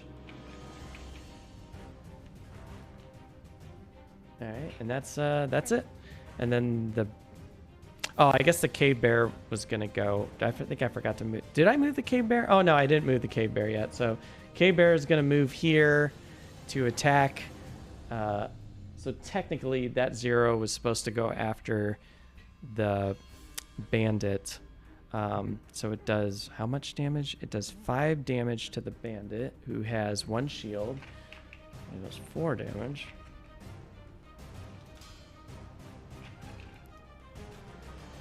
And it gets a wound because this bear is super angry. And now the archer is going to attack the bear. And we'll see what the archer does. The archer does the exact same number, so everything works out perfectly. Lovely. Except the bear gets poisoned because this archer is crazy. And there we go. That's it. Hi, Patsipulu. I'm so happy. Yay. Cool. And I think I'm gonna short rest at the end of this round as well. Let's see. You're gonna get rid. You're gonna lose. Oh boy. Let's see what you get. Supportive chant. Ooh, that's actually. Yeah, no, we can lose that one. All right. And then. Okay. All right. So now it's just. Are we just ending this, or are we gonna like be greedy? What are your thoughts? Well, I'm probably I mean, I'm not gonna do much attacking, if any attacking at all.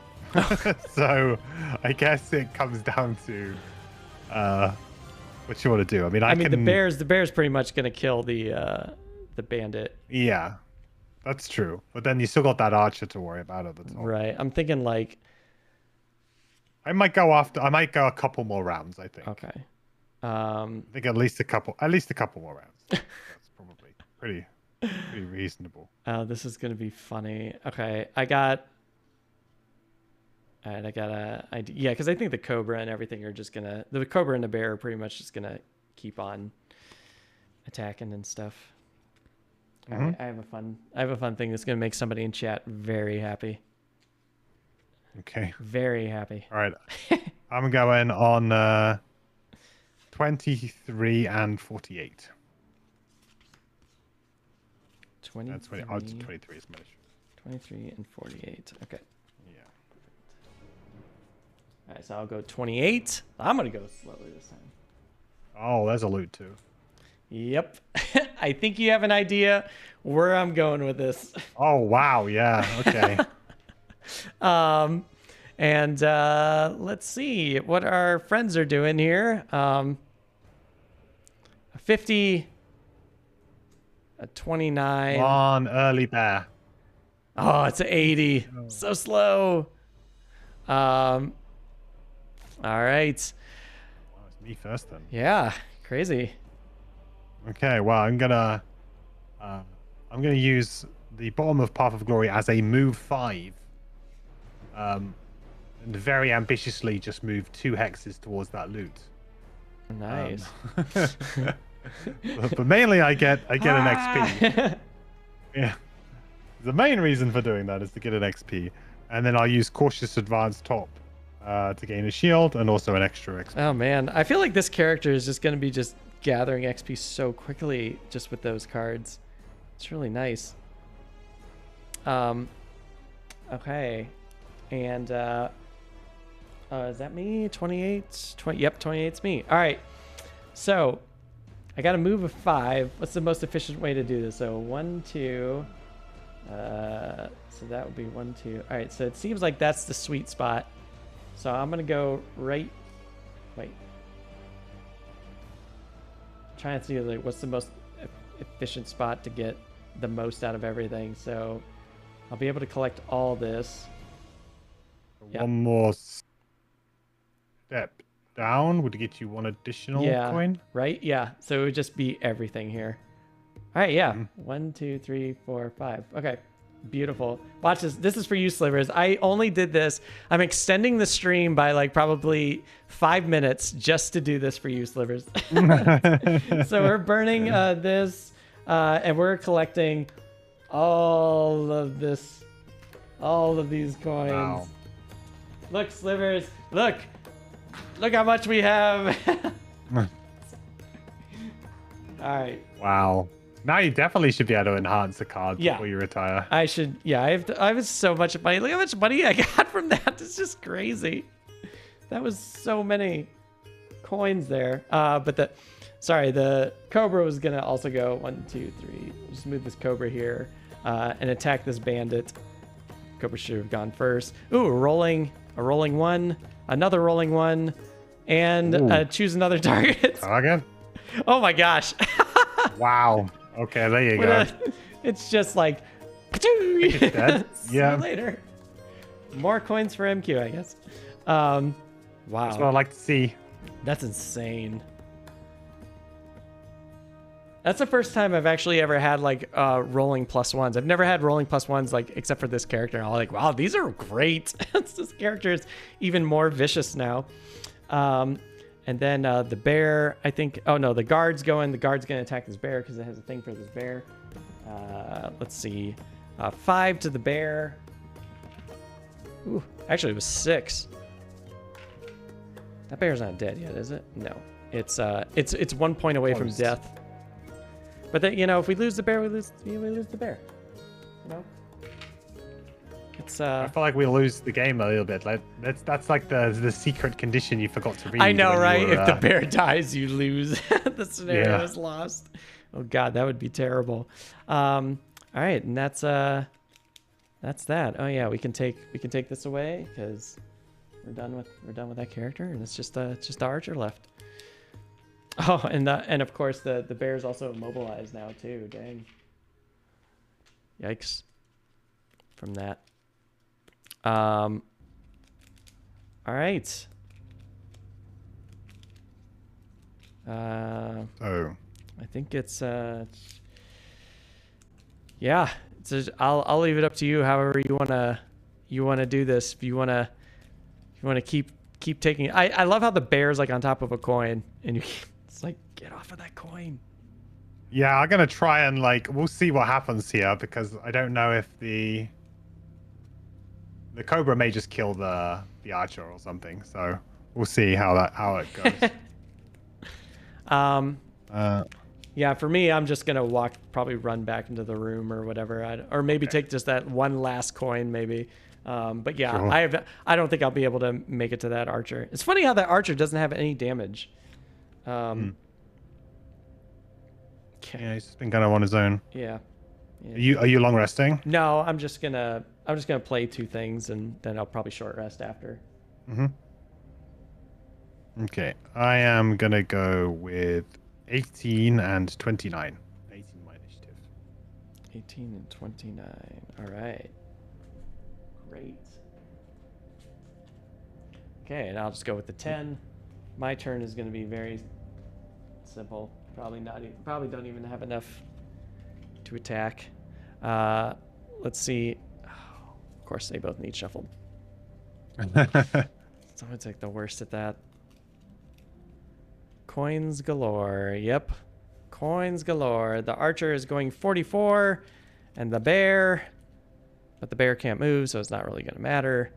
The bear goes 60. But it's not really going to matter too much. We're going to move 4. 1, 2, 3, 4. Take that last coin. And then I don't even think I can reach anybody, so that's done. But my cobra was supposed to go, so I'm just going to move the cobra here. The cobra was going to attack with a 2, so it's 5 damage and a poison. Yeah. And then that's it for me. And it's me up, so I'm going to do something very risky. Let's hope it doesn't immediately come back to bite us. But I got to use the top of righteous strength. Okay. To bless all adjacent allies, which I think is the bear. Oh, okay. Nice. It's just 1 XP, which is nice, but it does mean you're going to have to shuffle a bless into that monster. All right. Here we go. And then I'll use the move 4 to just jump onto that coin next to the bear. Even more money. Yeah, this is a pretty good haul we've done in this game. I wasn't expecting to get this much loot, but we've gotten a ton of it. We have, yeah. The archer is going to attack, you now. So, actually, maybe 1, 2, 3. 1, 2, 3. It's actually going to attack the cobra. The archer attacks the cobra with 5, which that's dead by cobra. No. But you did great. No, you did great. It's the last time we'll ever see the cobra. So sad. Yeah. And that's it. Oh man. Now I have to short rest. I'm always down to like 4 cards. It's really funny. I lost. Press the attack. I'm okay with that. And then, yeah. Do you want the finishing blow on this, or do you want to? Sure, why not? Let's shoot. I mean, I might not. The bear might get in there before me. I guess there's a chance that the bear actually gets there before me potentially. Well, I'm just gonna play these 2 and just see where we go with this. I'm gonna do 57 to 56, but I'll go 56 this time. I'm gonna go. Let's hope. Let's see what we get. All right, so I'm gonna go 31. So I'm still going.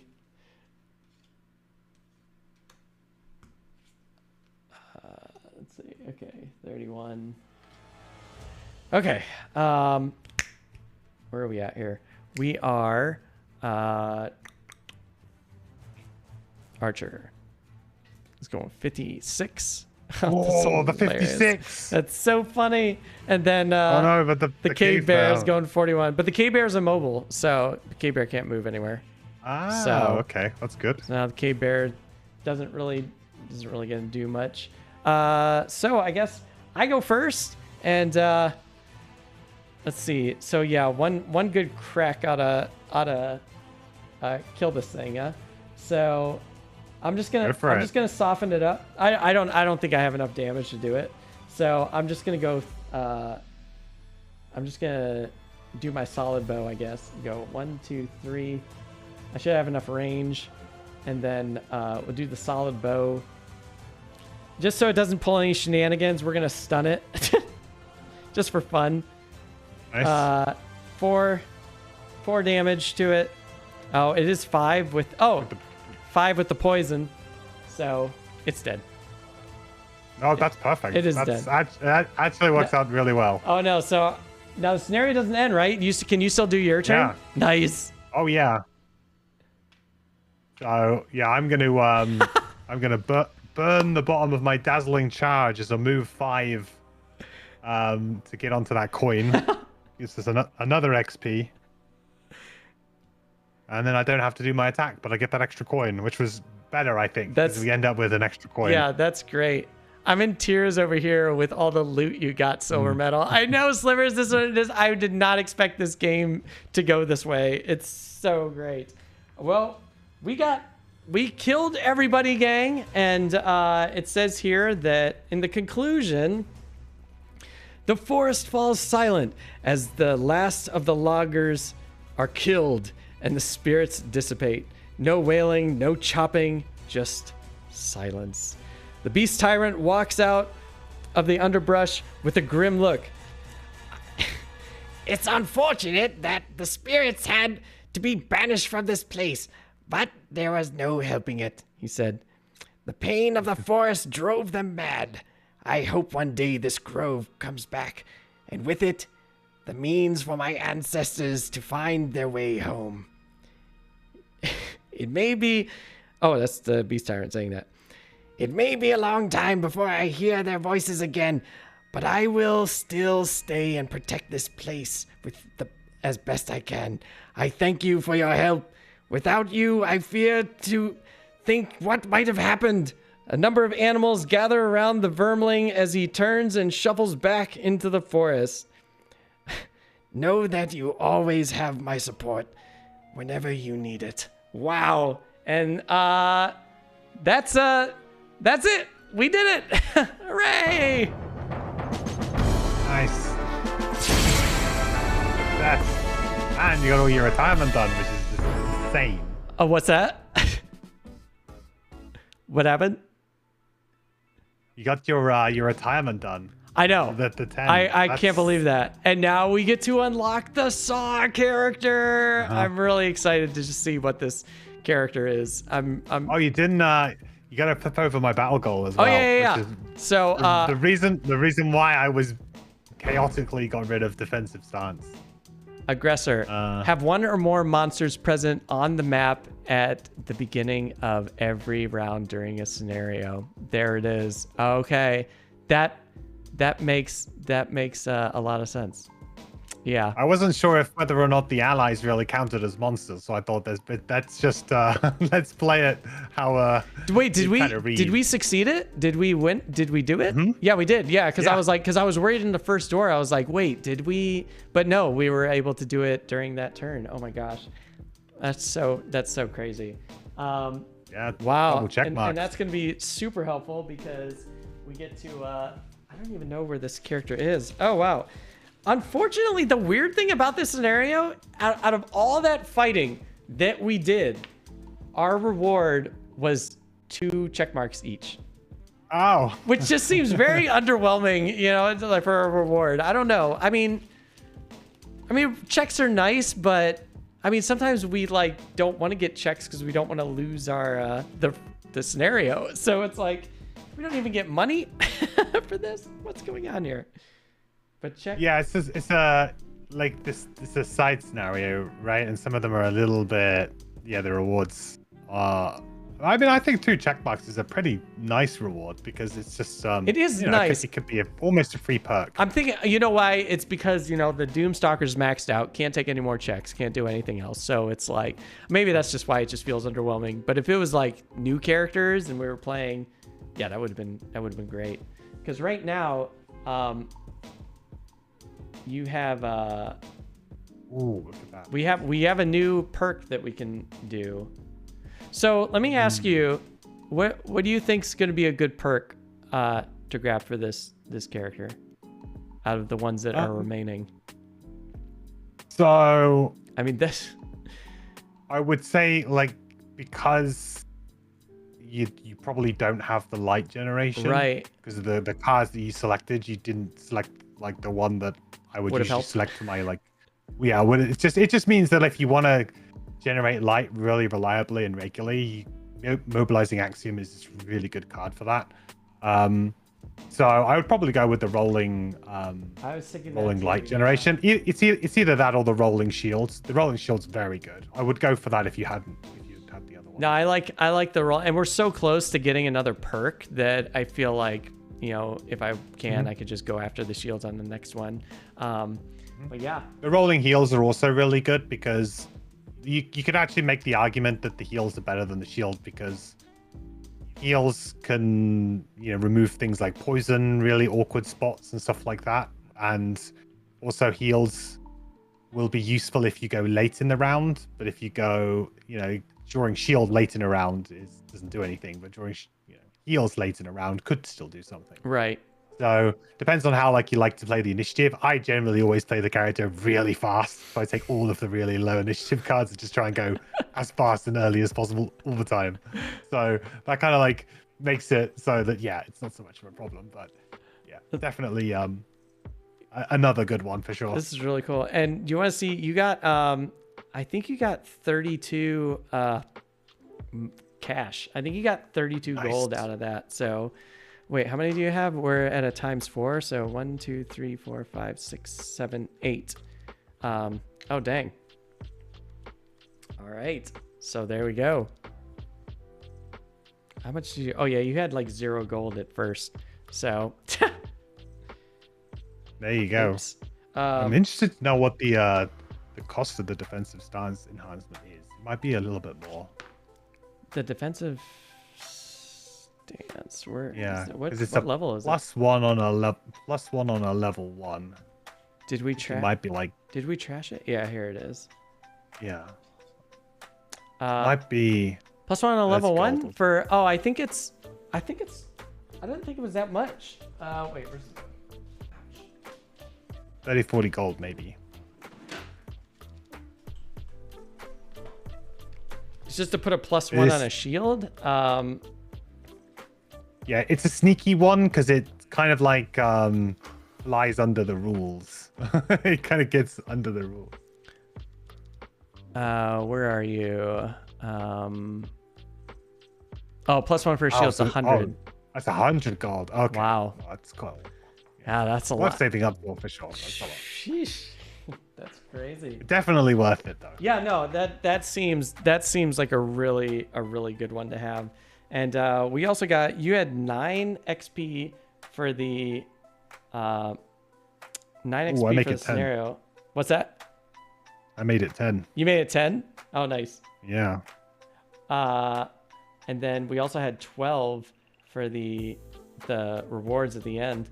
Also, in the end, you got, we're at, what is this?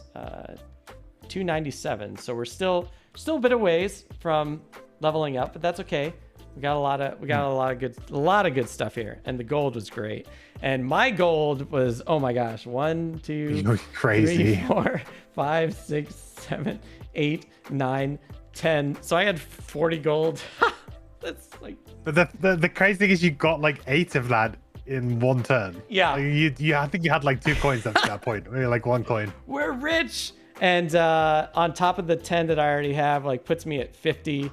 And then, the cool thing about when I retire this character, I mean, I got a lot of stuff here that's worth a lot. It's major potions. I got the Ring of Haste, the whole Drake. I have the whole Drake scale set, which I think is 150 gold just right off the bat. I think they're 50 each. So it's just, when I sell all this stuff and then with the gold that I just got, I'm going to be able to upload some or upgrade some, higher level cards finally. But I just think of God, how do you enhance those level 9 cards? It's so expensive. I mean, what is it? It's on top of that, it's a 200 gold right off the bat just to do a level 9. Yeah.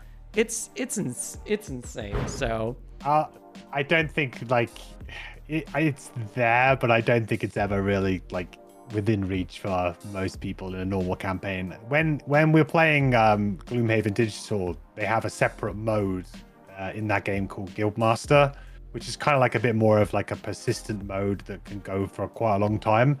And they also have a refund mechanism in it so that you can refund enhancements and get the gold back, and you can share gold. Oh, that's nice. Across your whole party. So you kind of over the course, you do start to amass quite a lot of wealth, and then you can just kind of when you retire a character, well, actually you never retire a character either. You keep the whole roster the whole time. So you can kind of just refund your enhancements, and then put them onto a new character when you feel like playing them. But it's a really fun way to play if you just want to kind of like mess around with a crazy amount of gold and with like just any kind of character. Is this like a rule set that's only for digital? Like, did they apply this to like the physical too, or is this just in digital? So when they were the fun story is that when they were kind of creating Gloomhaven digital, they didn't have the campaign for like the longest time, because what they did is they created this mode to kind of play test all of the cards and items and everything in, and they created their own scenarios. There's 160 scenarios that are exclusive to the digital version that they created in this mode. Oh my gosh. For them to just like, it's where they used it to like play test, and during the early access to play test all the characters, work out how everything worked. And then they kind of just like rounded it off into like a complete mode.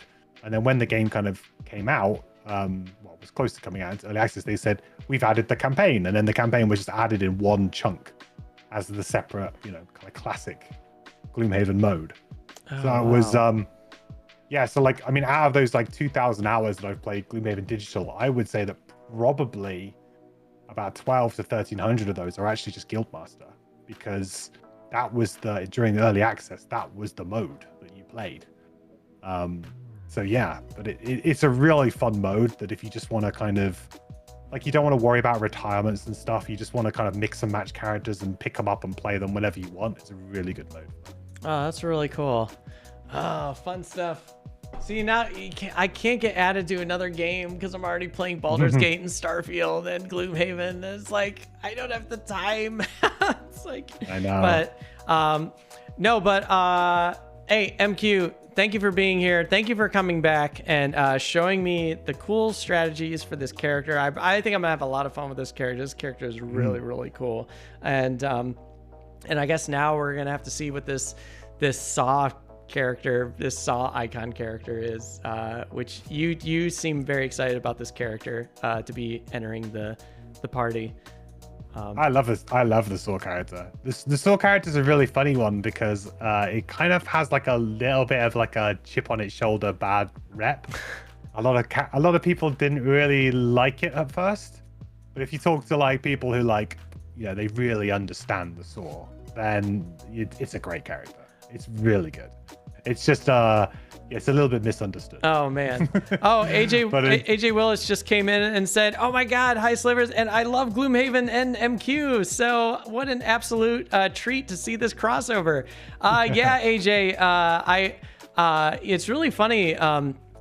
MQ. If it wasn't for you, MQ, I probably would not have learned how to play this game, because I remember when I was like struggling, like trying to read the rule book. This rule book is like intense. It's like 50 some pages. And I was just like, oh my gosh, I don't know if I'm going to play this right. Can somebody just help me? I think I like threw that out in Twitter, and MQ was like the first person who chimed in and said, right here. And I started watching like a lot of his videos. So yeah. So now I bring MQ back all the time to help me out with these new characters. Yeah, it's a real treat. Yeah, it's an amazing game. It really is. You know, it's just, you know, it is a little bit of a hard game to penetrate at times, because it's just, as you say, the rule book and you know, am I doing it right? Am I not doing it right? And I found like even in digital was funny as well, because even in digital where you have, you know, the tutorials and a lot of things in there, there was still a lot of players that were like, I don't know what's going on. so I was like, okay. So we started to like, that kind of all branched out from there as well, really. So it's been a lot of fun. And you know, Frosthaven is the next level as well. Frosthaven is, wow. I mean, the rules in Frosthaven are, for each of the individual characters and stuff. That's what I've seen. Like when I watch your streams on it, I'm just like, wow, this is so much more in depth than what Gloomhaven is. It's crazy. So, but no, it's a lot of fun having you here. So thank you for being here. It's always a pleasure. And yeah, thank you for having me on. Yeah. It's always fun. So do you have anything going on that you want to let chat know that you got coming up, or anything? Any streams?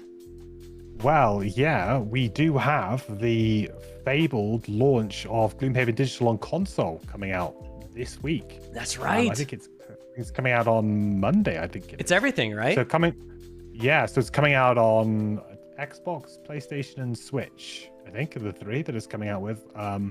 So I'm going to be streaming some Gloomhaven digital this coming week. So it's been a while because I've been streaming Frosthaven, and yeah, we've been dabbling in Baldur's Gate and a bit of Starfield as well. So, but no, It's we're like going. the three worst games to get stuck in for a time sink. It's like those three.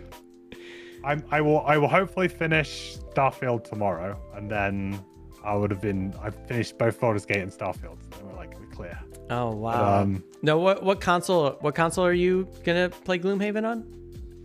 So I'm thinking about doing it on Switch. Okay. I don't have I have a PlayStation 4 somewhere. I don't know if it's on PlayStation 4 to us, but the Switch is the one that I think that's a really good console to try and play this game on. To have Gloomhaven in your pocket almost. Yeah, I wonder if they're going to take advantage of the touchscreen of the Switch at all. Do you know if they're going to do anything with that, or if it's going to? I don't know. That would be interesting. I'm trying to think of if that would even work, or how much that would be to just incorporate that. It just sounds like a big undertaking for something like that. Is the console version able to play with the PC digital version? AJ says or asks. That's a great question. I don't actually know the answer to that, because I believe the Steam and the Epic versions, so on PC, they were kind of cross-compatible. But I'm not sure about the pass. I'm not sure about the console versions. I wonder if they'll do cross saves. Yeah. Oh yeah, that's true. We could test it. I wonder if they're doing cross saves, because that seems like a popular thing nowadays. So, you could have your digital PC version. You can bring that stuff into your Switch. Then you won't have to do so much of the doing all that work again to get your characters where they are. Yeah. I mean, I don't know. I know that Nintendo are quite particular, aren't they, about their ecosystem. So I don't know whether or not Nintendo will allow that kind of thing, but we'll try and find out. That's crazy. Internet says it's crossplay. People are saying, "Well, brilliant! If that is the case, that's excellent." Are you gonna do any YouTube review videos on the consoles?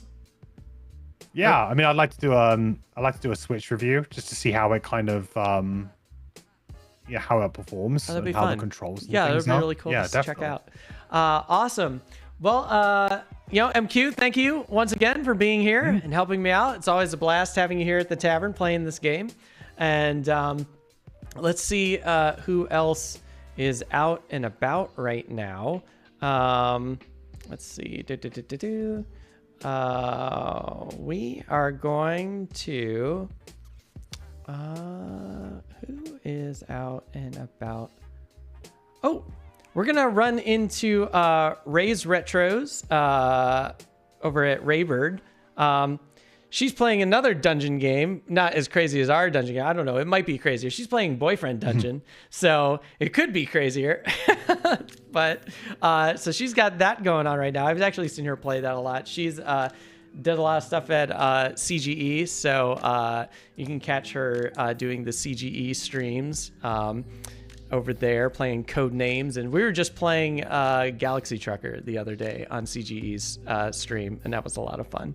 So we're gonna head over there, get a raid going for Ray. She's really fun. I invited her to play Gloomhaven because she's never played Gloomhaven. She's never played a dungeon crawl. And I was like, ooh, wow. we'll get you into Gloomhaven. That's the thing that's really nice with high level characters. It just makes it not so, if you just kind of have a pre-built deck and it's this is a great deck, here's a high level character, just hang along for the ride, just do whatever you can. It just feels so much less intimidating for new people versus level 1 Black Barrow. It's oh, there we go. Oh yeah. Well, Gloomhaven's we talk about it because it has a reverse difficulty curve. The scariest the Gloomhaven is Black Barrow. Yeah. Because you're level 1, you don't understand the rules properly. Everything's scary and hard. But then, the more and more you play it, the easier the game gets. You understand the rules, your characters get stronger. Yeah. It gets easier. Oh, Sliver says in chat, today was her last day. Oh, at CGE. All right. She announced it on stream earlier. All right. Well, looks like we have 2 retirement parties happening today. So, so everyone, give if you're not following Ray, give her a follow. She is really amazing, and she's just a blast. And maybe you'll see her here on Gloomhaven. let's get that raid rolling. And everyone out there, as far as the Silver Metal Tavern goes, we're coming back on Monday with some very exciting Furnace with the expansion Interbellum, with 3 in-person guests that will be announced this weekend. And it's going to be exciting because these are some very, very amazing guests that I have gaming here. So it's going to be great. Slivers is saying, thank you, Starfield. Maybe. I don't know. We'll see. I have a lot of setup because I have to set this stream up for a 4-player in-person stream. So it's a lot of rearranging and relighting and all that fun production stuff.